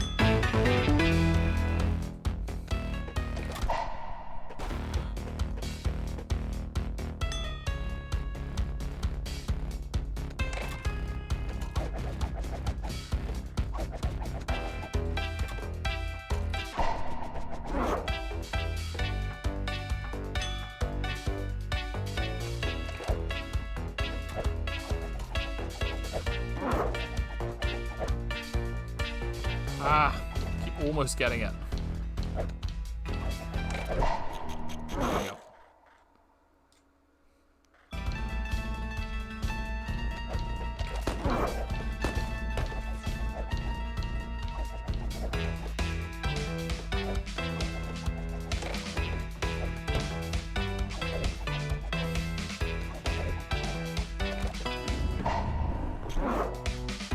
Yeah, I don't think we're getting it this time. It's gonna have to be the next one.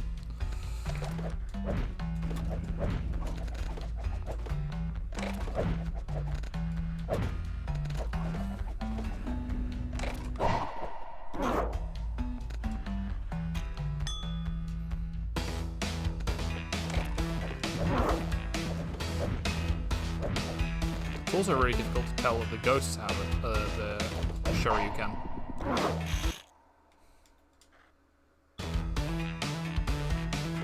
Nope.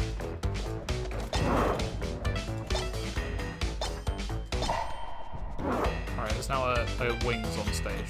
We'll get to do that. Nope, we'll get to do that. Oh yeah, ghosts. Meowdy, kitty cat herder. Welcome.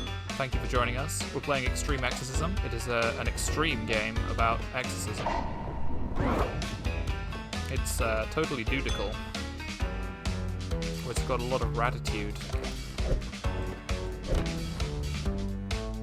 Just found me kicking myself with the fireball there. Bustin' does indeed make me feel good. I ain't afraid of no sleep.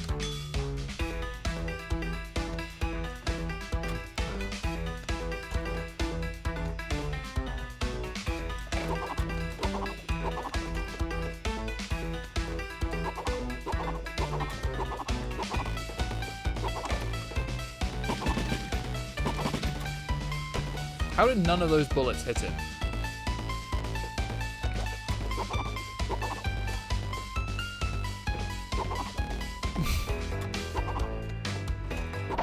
There we go.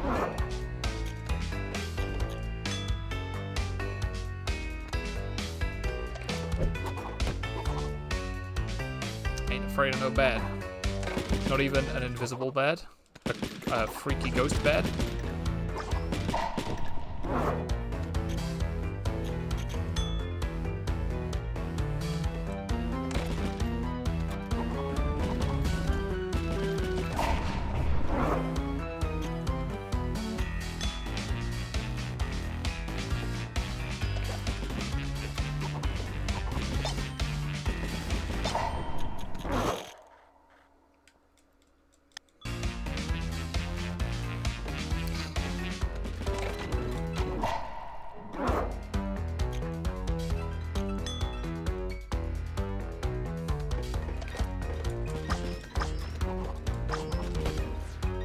It is so hard to hit with knives. I mean, on the one hand, I am really grateful that the game's hitboxes for the player are really generous, or hurt boxes. I forget which one it is. Like the area in which you can be hurt is relatively small. But on the other hand, the corollary of that is that the ghosts also have a similar size of box, which means that sometimes it seems like you really should hit an enemy and you just don't.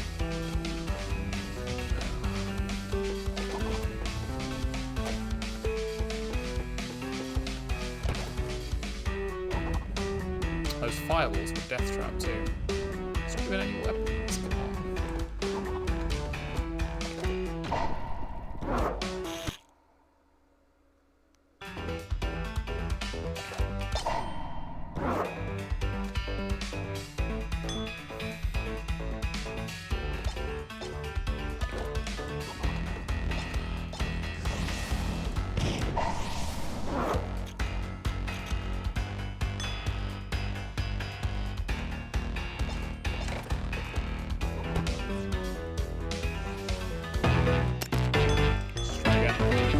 already 2 points off the next one. We can do this.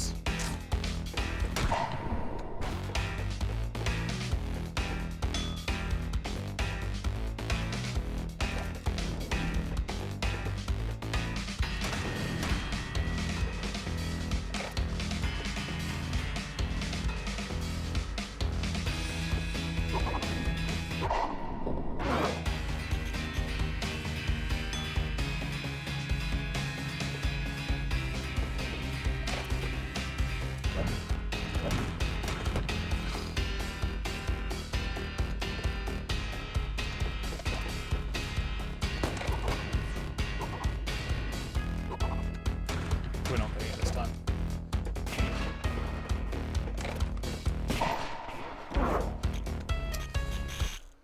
Oh, we'd have to play perfectly for like another 12 rounds. Not 12 rounds, 11 rounds. Yeah, no. Not happening.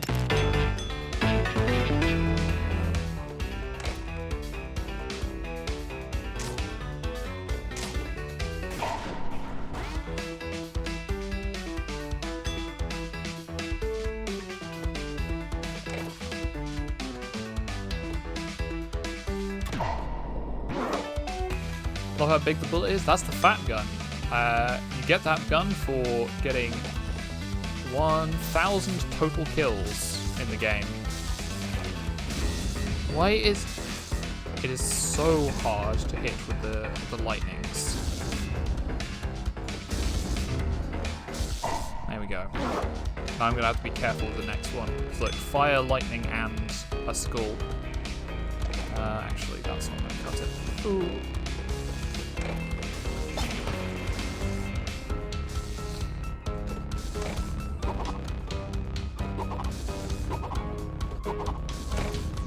No, I'm just gonna... This one is a wash.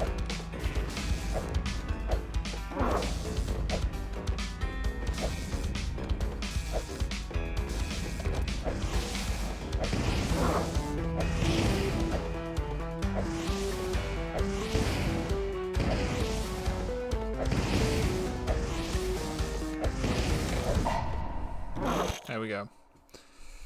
Right. Now, race to the bottom, grab this, and immediately start picking off smaller ghosts. There we go. Oh, we've got an exorcism, thank goodness. Is this gonna work? Don't think this is gonna work. Might get a few. Oh, it's alright. I think there's only down 2 ghosts.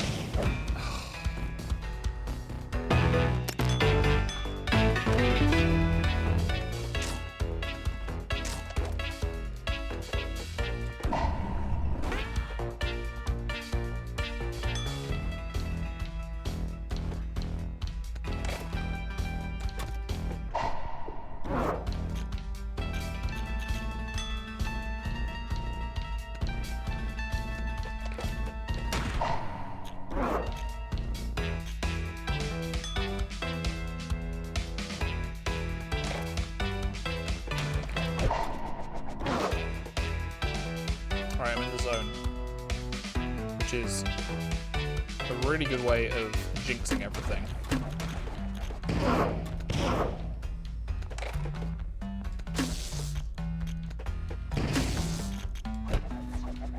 Yep. We died to a guy with a boomerang. Okay. Don't know how I managed that trick shot, but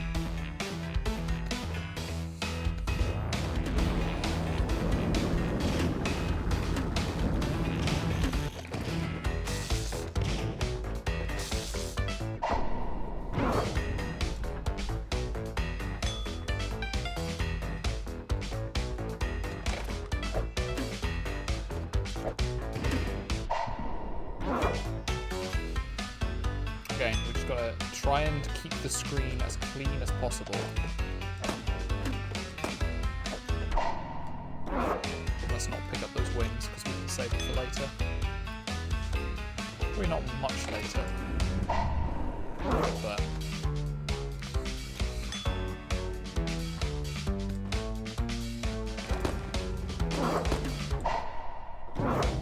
oh, two of them. Oh, there's two of them. This is probably a time for you then. Don't think. Yeah. I got like 3 off the screen. Oh, not that one.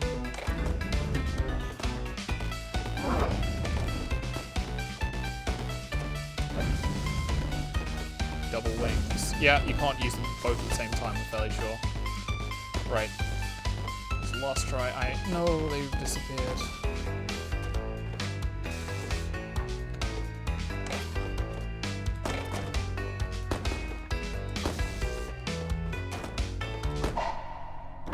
Right, we've got the next level. Which is good, because I don't think I'm going to survive for, like, 1 more round. Yeah, there we are. Love the ghosty chat. Thank you! It's spooky, isn't it? It's a spooky little ghost friend.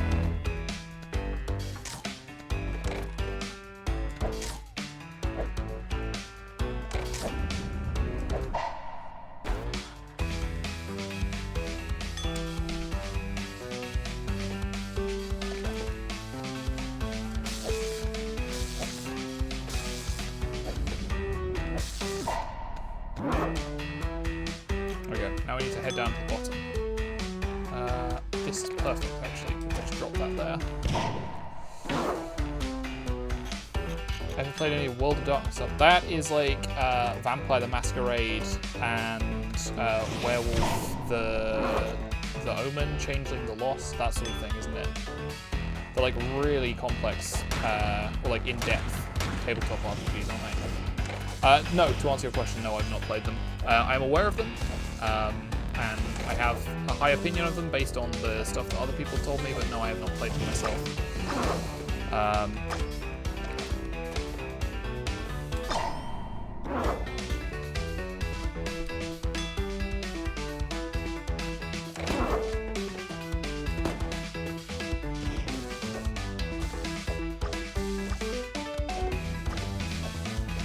Trying to remember where.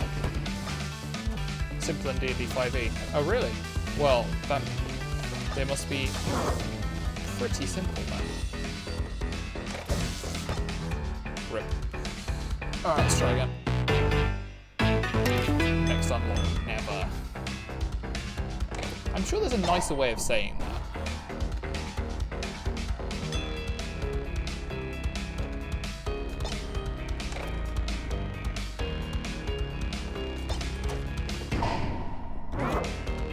Simple, but it does a lot with them. I mean, I might have a look into them. At the moment, I'm not super prepared to like learn a brand new system, even if it is pretty simple. Had I thought about it for like a minute, I could have done like, because I was planning originally on doing like a tabletop RPG stream to cap off the month. But I just do not have the energy to like prepare anything. So yeah, but if I thought about it, maybe I could have done a World of Darkness thing.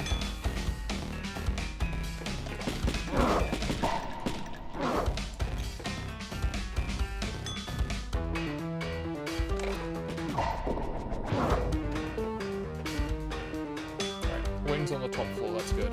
So I can just do this.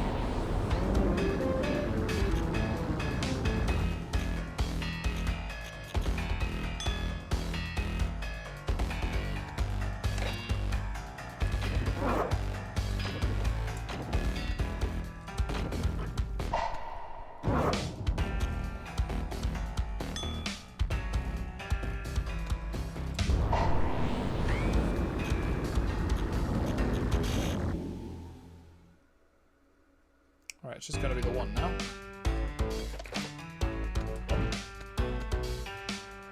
Got to be careful about using Shoryuken on the... just in case that exact thing happens.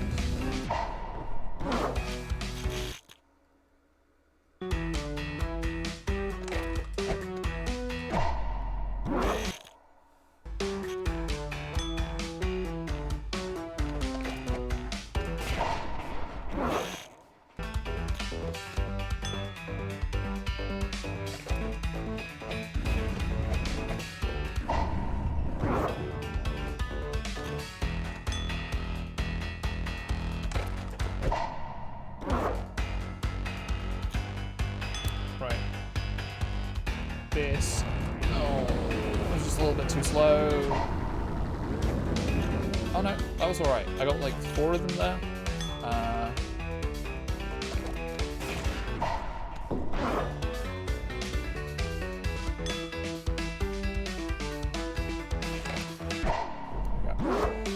Friends were going to get into tabletop games, who's really going to go into D&D, but we've got into World of Darkness.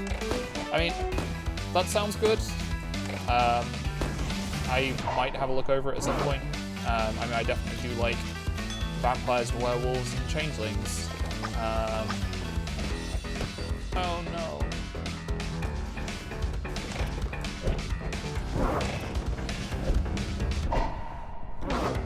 That was an accident.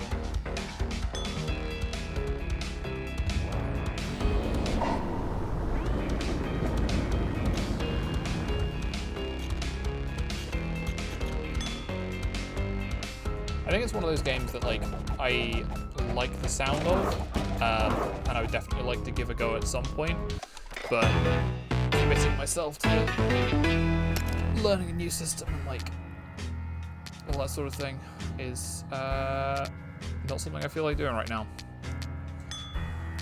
Alright, we need 600 total. We got, what's that, call that, 259. 62, 92, 492. So we need like another 108 or thereabouts.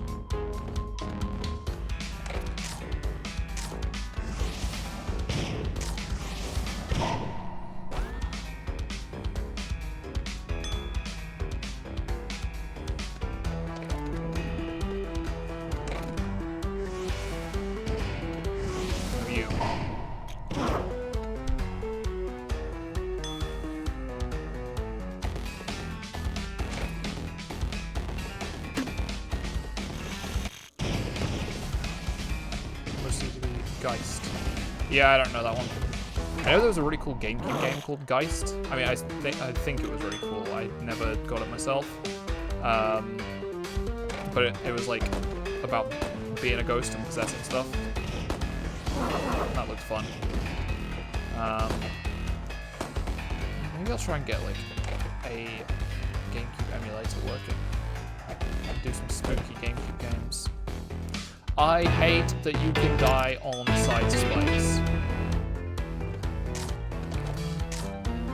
It just doesn't make any sense. That's the part of the spike that is the least dangerous.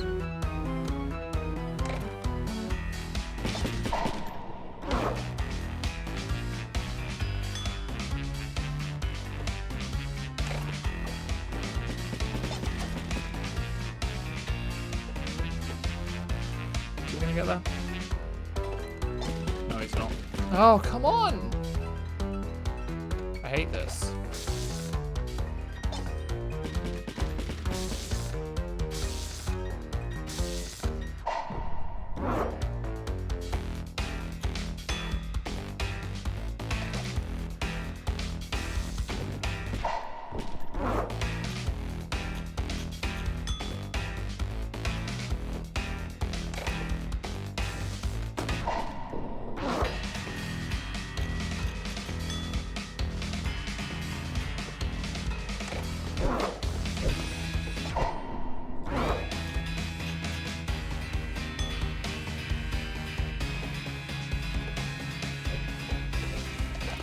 Oh.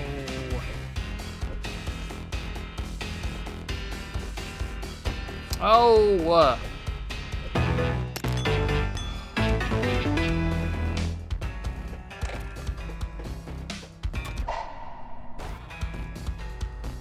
I remember seeing someone ask about on a server about the werewolves. Yeah.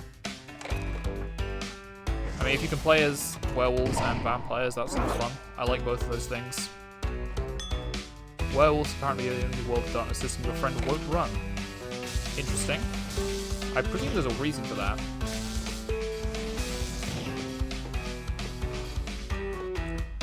It looks like it was so close to hitting him and it just didn't.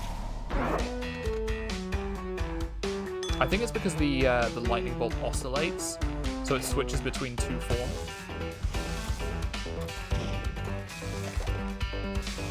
And like, there's no different collision box between the sprite. It's just if the sprite is touching. So it's like threading the needle. Asked how they could try to handle gamma ray burst, and the reply was they'd get into a spiritual confrontation with the spirit of the gamma ray burst.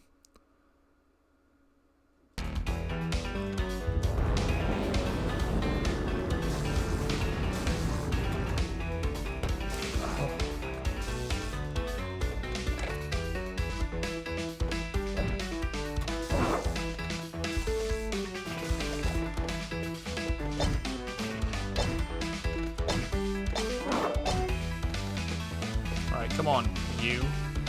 Oh my goodness gracious me. I hate these spikes.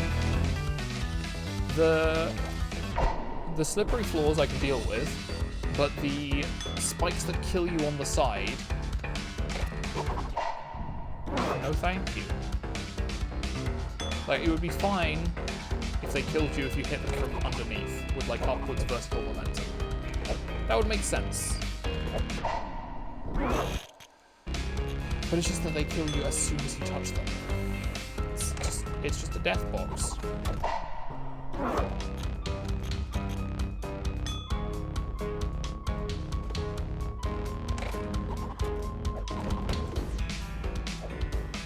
Demon and the Fallen.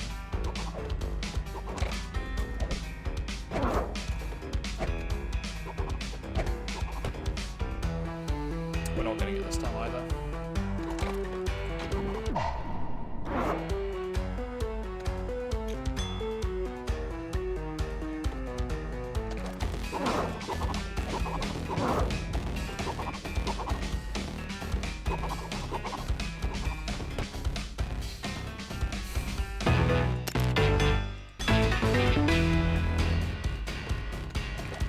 These levels, it seems like the fist is one of the most dangerous items to use, and the kick is one of the safest, because the kick, if you use it in midair, propels you downwards.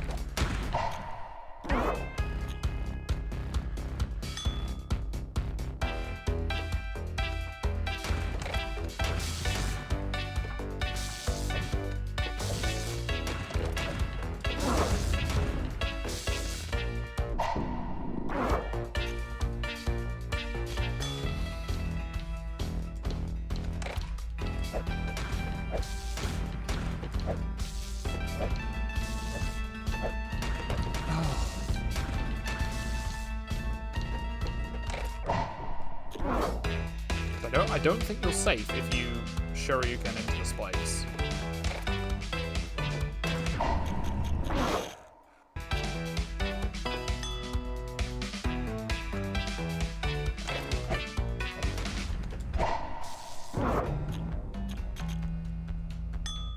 Alright, let's grab these wings.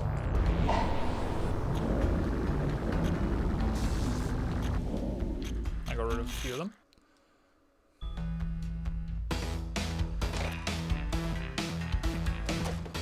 That should work.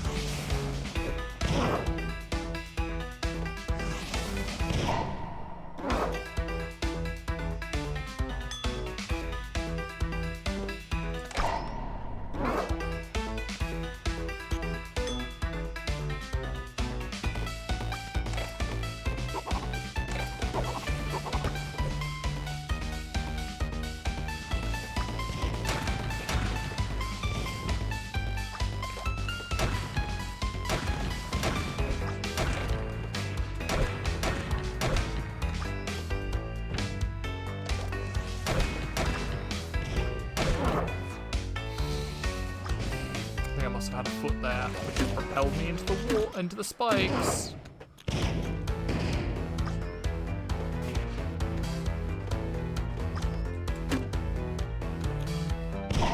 There we go. That trick shot was actually planned. Just take my word for it. Oh my gosh.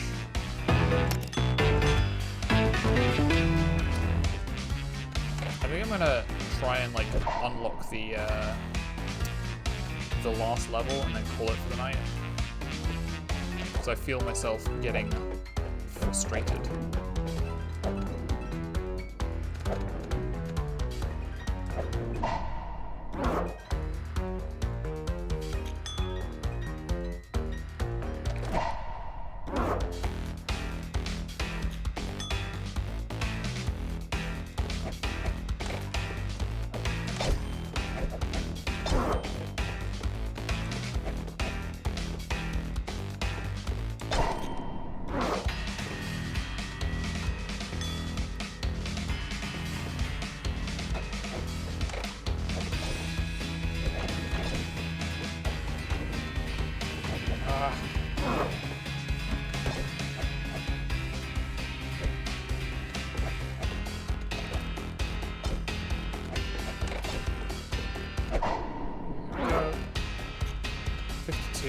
We can get up to 125. We can do that.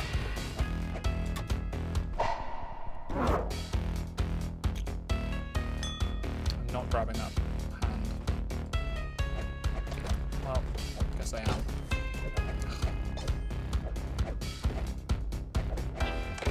Yeah, this is a fun game. I really do like it, but I think I'm just tired at the moment.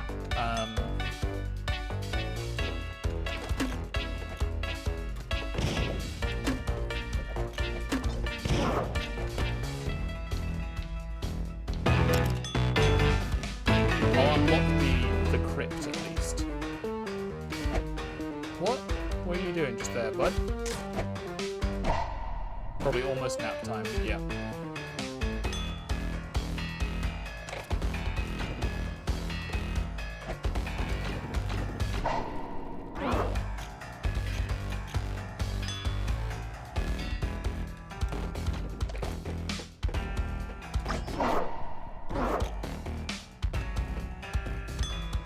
Wow, actually good use of throwing knives. Who'd have thought? Yeah, see, the Shoryuken doesn't protect you from the spikes.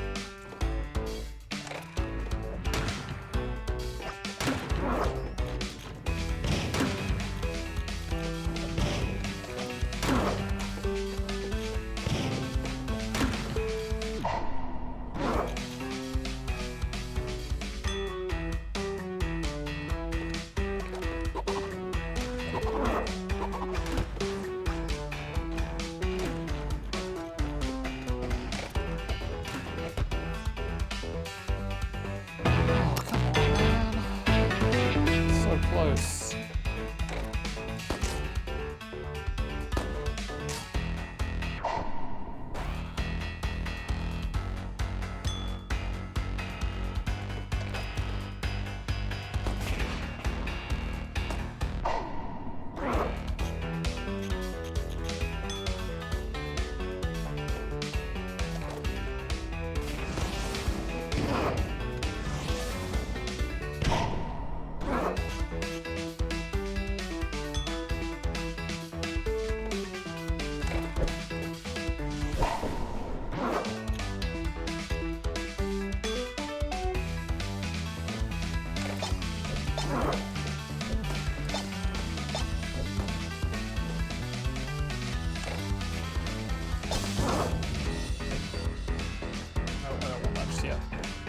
Save it.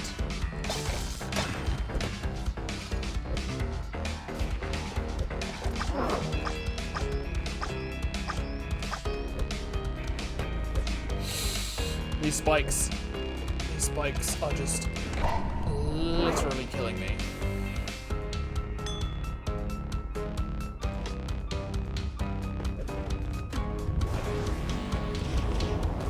This is probably like the worst possible place to put it. Yep. 0.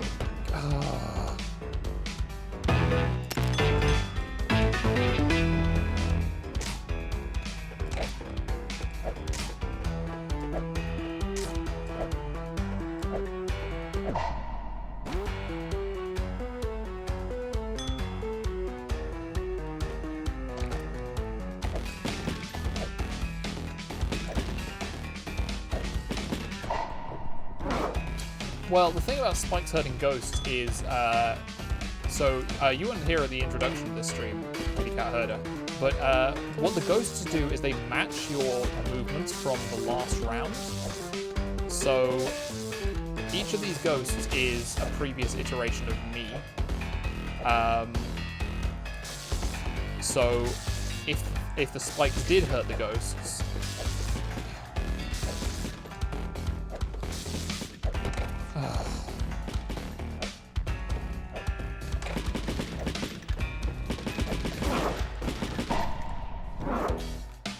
it would be kind of irrelevant, because you are never going to be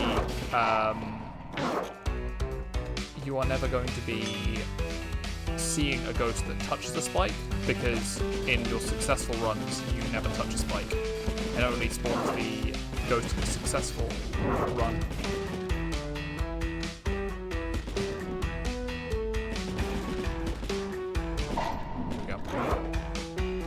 Right, I'm grabbing these wings.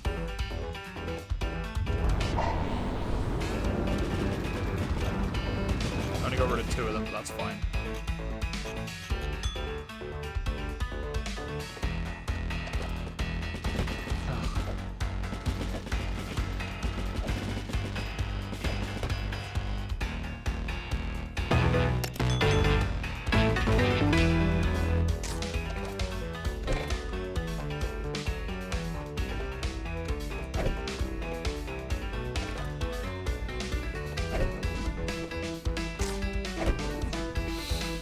Okay, forget what I said about the kick being safe. It's not safe, because it can also propel you into spikes, because it doesn't matter if you have downwards momentum or not.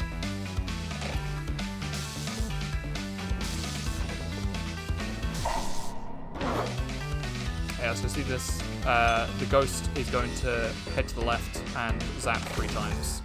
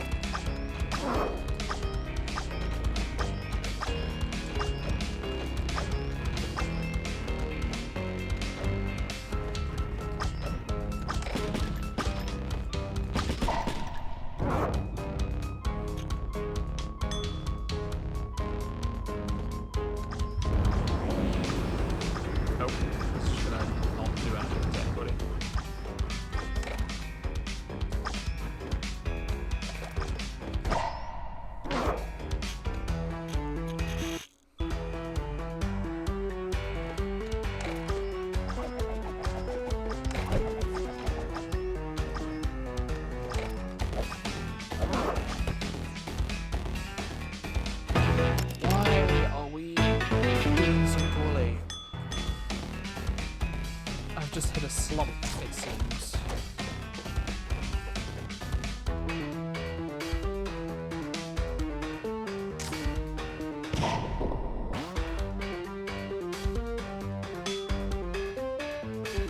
So what I'm going to do here is just stand next to Ghost, wait for a while, and then bang. I'm just gonna group all my ghosts up, and they're gonna be, it's gonna be nice and easy to take them out.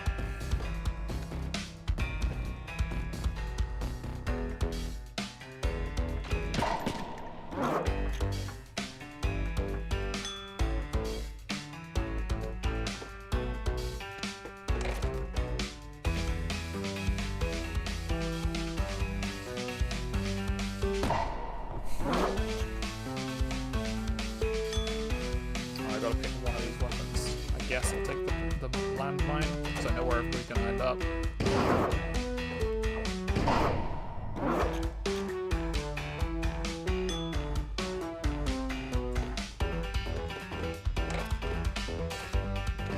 Oh, man.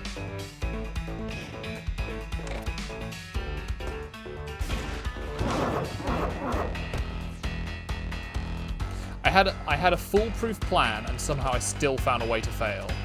Yeah, this is where I am at right now.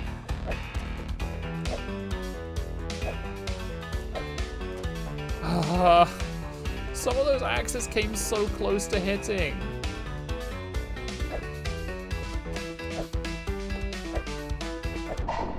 There we go. Right, I'll grab the Exorcism now. Remember not to run into the landmine they placed for the guy.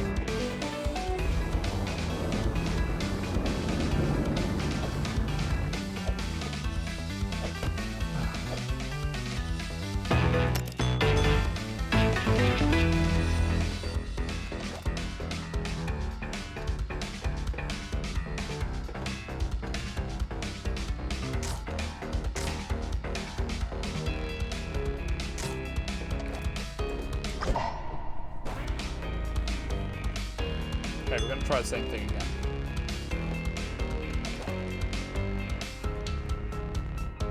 Gonna creep up here. Wait.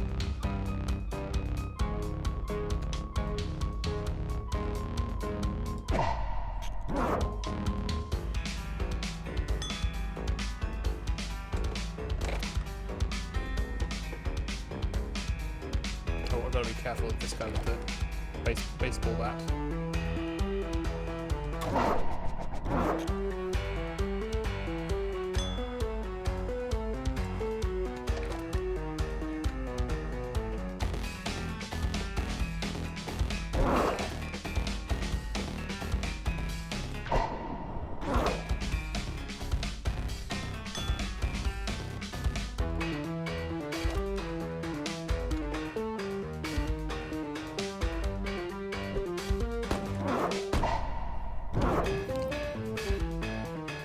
Everybody's grouped up and we can use the Exorcism.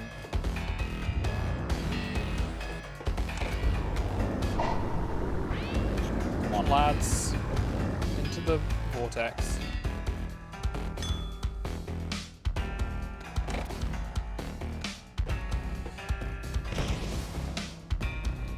I didn't realize I picked up a weapon on the last one. I thought it was just the Exorcism.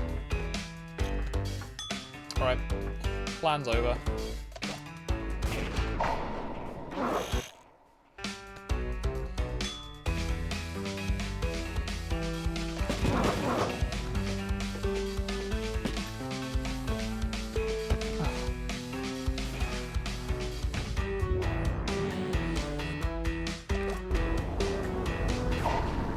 What happens when it reaches the end of the recording?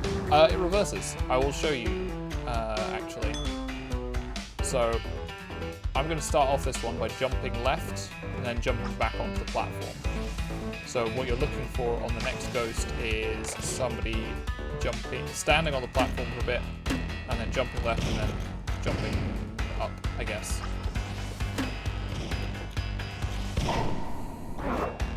So once I'm down here by these 3 wine bottles. So what's the one with the crown? Left? Nope. Then he's gonna grabs a grenade launcher. Starts taking shots. Right.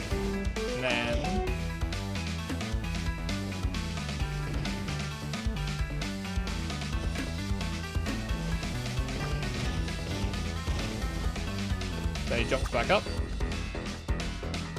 jumps to the left, and then zooms back up to the sky, and then he starts again.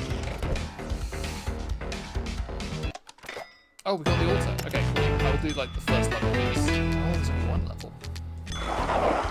Oh man, is this a boss fight? This is a boss fight? This looks like a boss fight.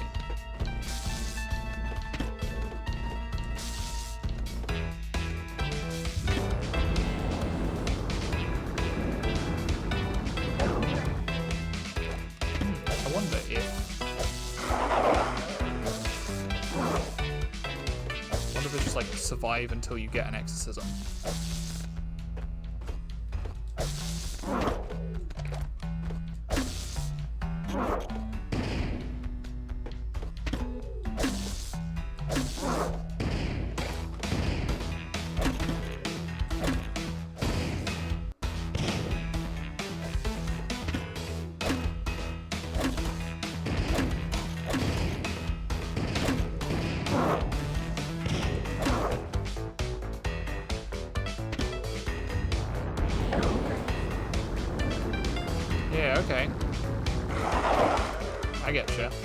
I'm picking up what you're putting down.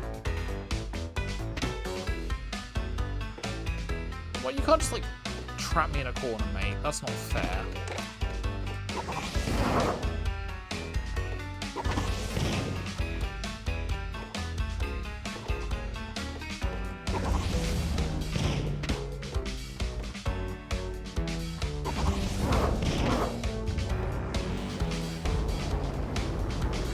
That should have hit him. Why didn't that work?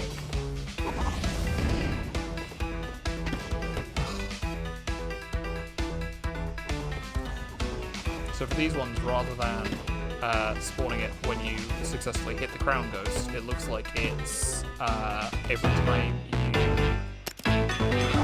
like after every couple of seconds, he'll just spawn a new one that mimics your, yeah.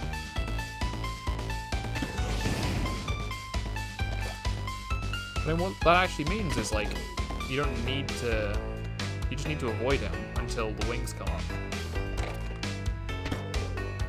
Because, like, the ghosts don't hurt you unless they fire. And so...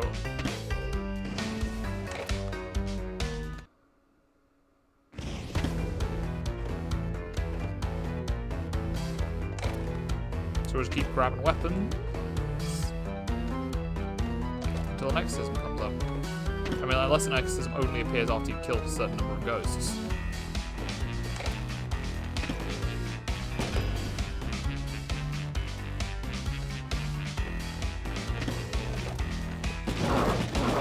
Yeah, that's one.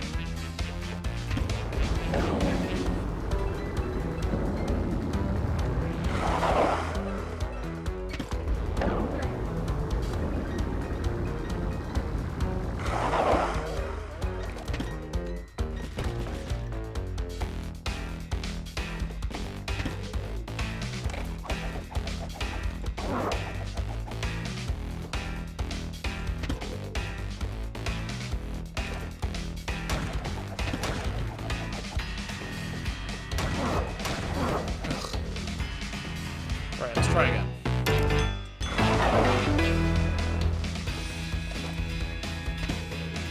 Let's wait for like a couple of... We'll wait for a couple of ghosts to accumulate and get rid of them all at once. Actually, we'll group them up here.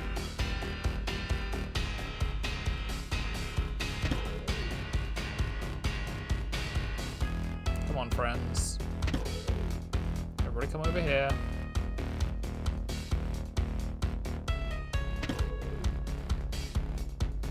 There we are. There's a few of them. Now, kill them all. Grab this. And...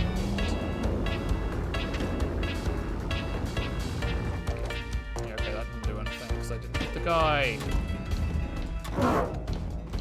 There we are. There's that.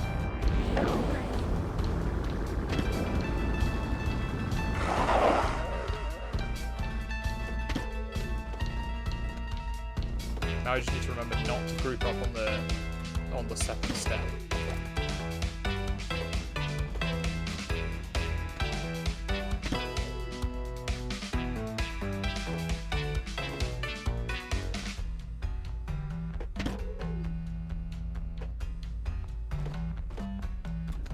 Ah!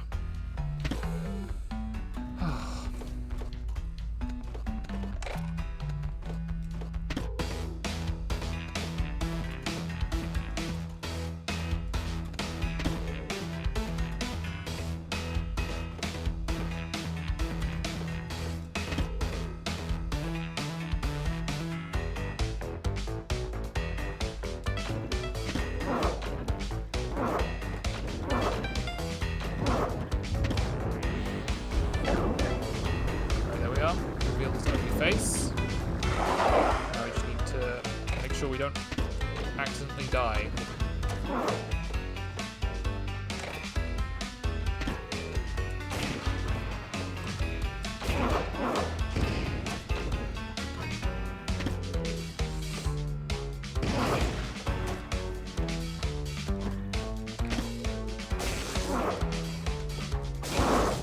There we go, there we go, there we go.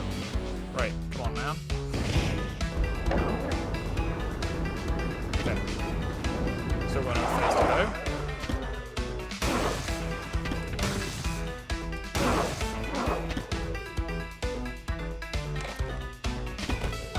Come on. Yeah, so I think you have to kill ghosts to get an exorcism.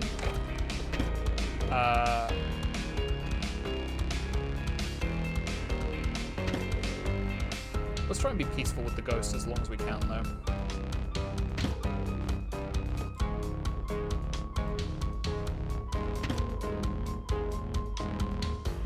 Just let them group up for a bit.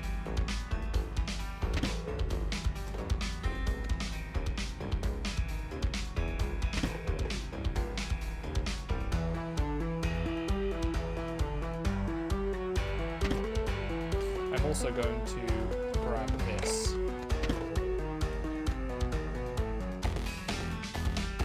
There we go. I'm sorry, friends. I'm sorry, friends. Okay, that did not. Excellent.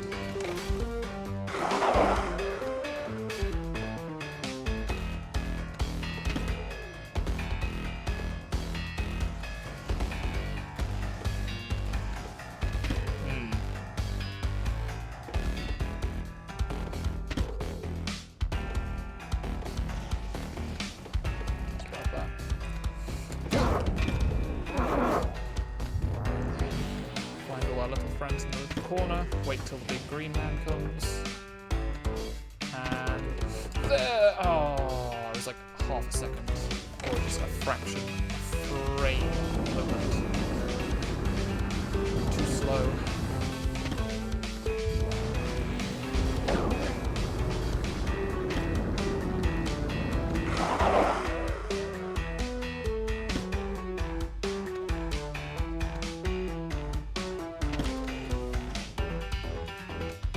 Do the same thing again. Just wait for our ghost friends to all bunch up.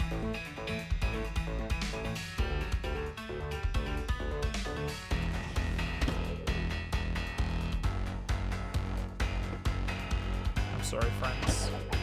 I didn't even unlock it. I got me a shotgun. There we go.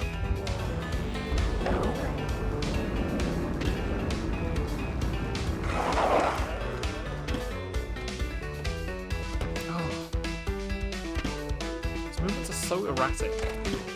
Like, when you can cover half the screen in a single bound. It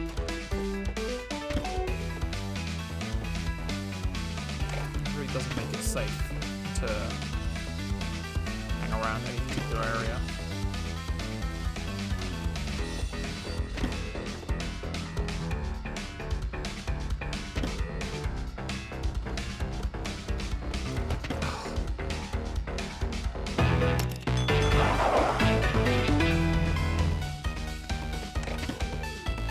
Gather all my friends in this bottom corner.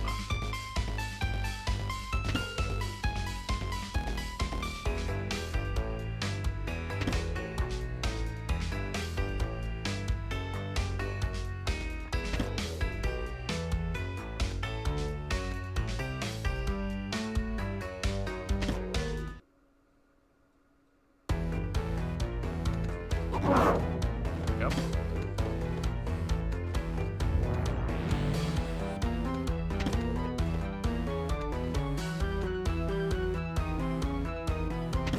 Over here. Oh, wow.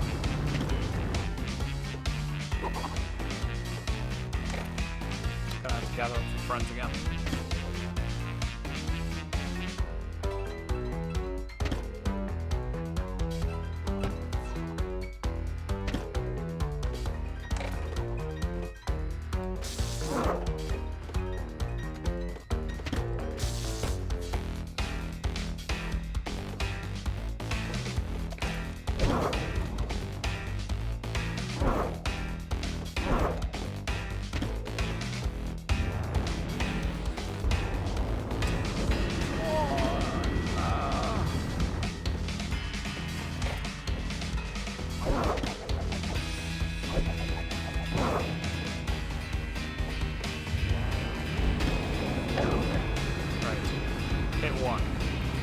think we need to do at least...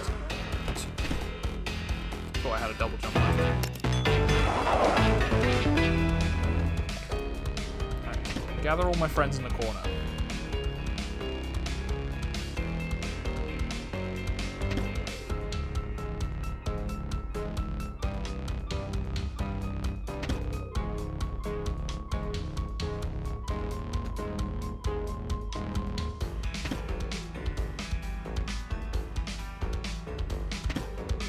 Now we have a few friends. Kill them all.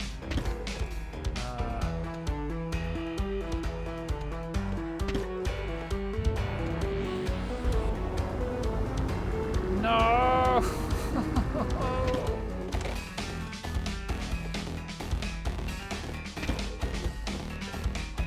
Start here.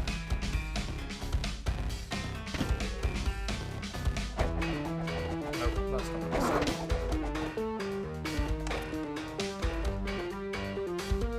Sorry, friends.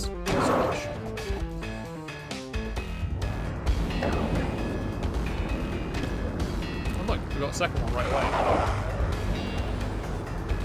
It's unfortunately not going to hit it. Oh, no, it is.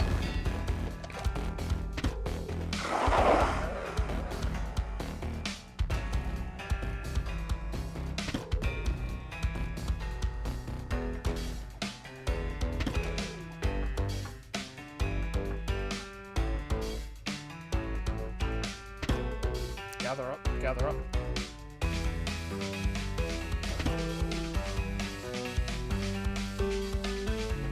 That's probably enough.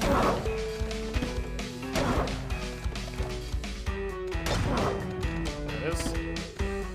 There it is. I'm just gonna use it at the right time. Ah! Well, that was interesting. That's definitely not supposed to happen.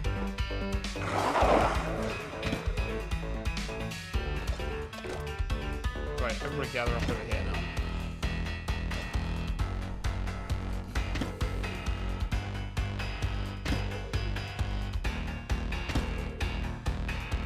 Is there a pattern to his movement?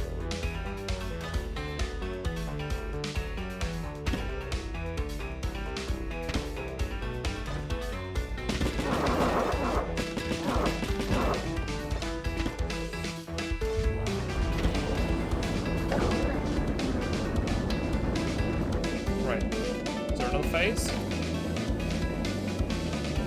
Probably is.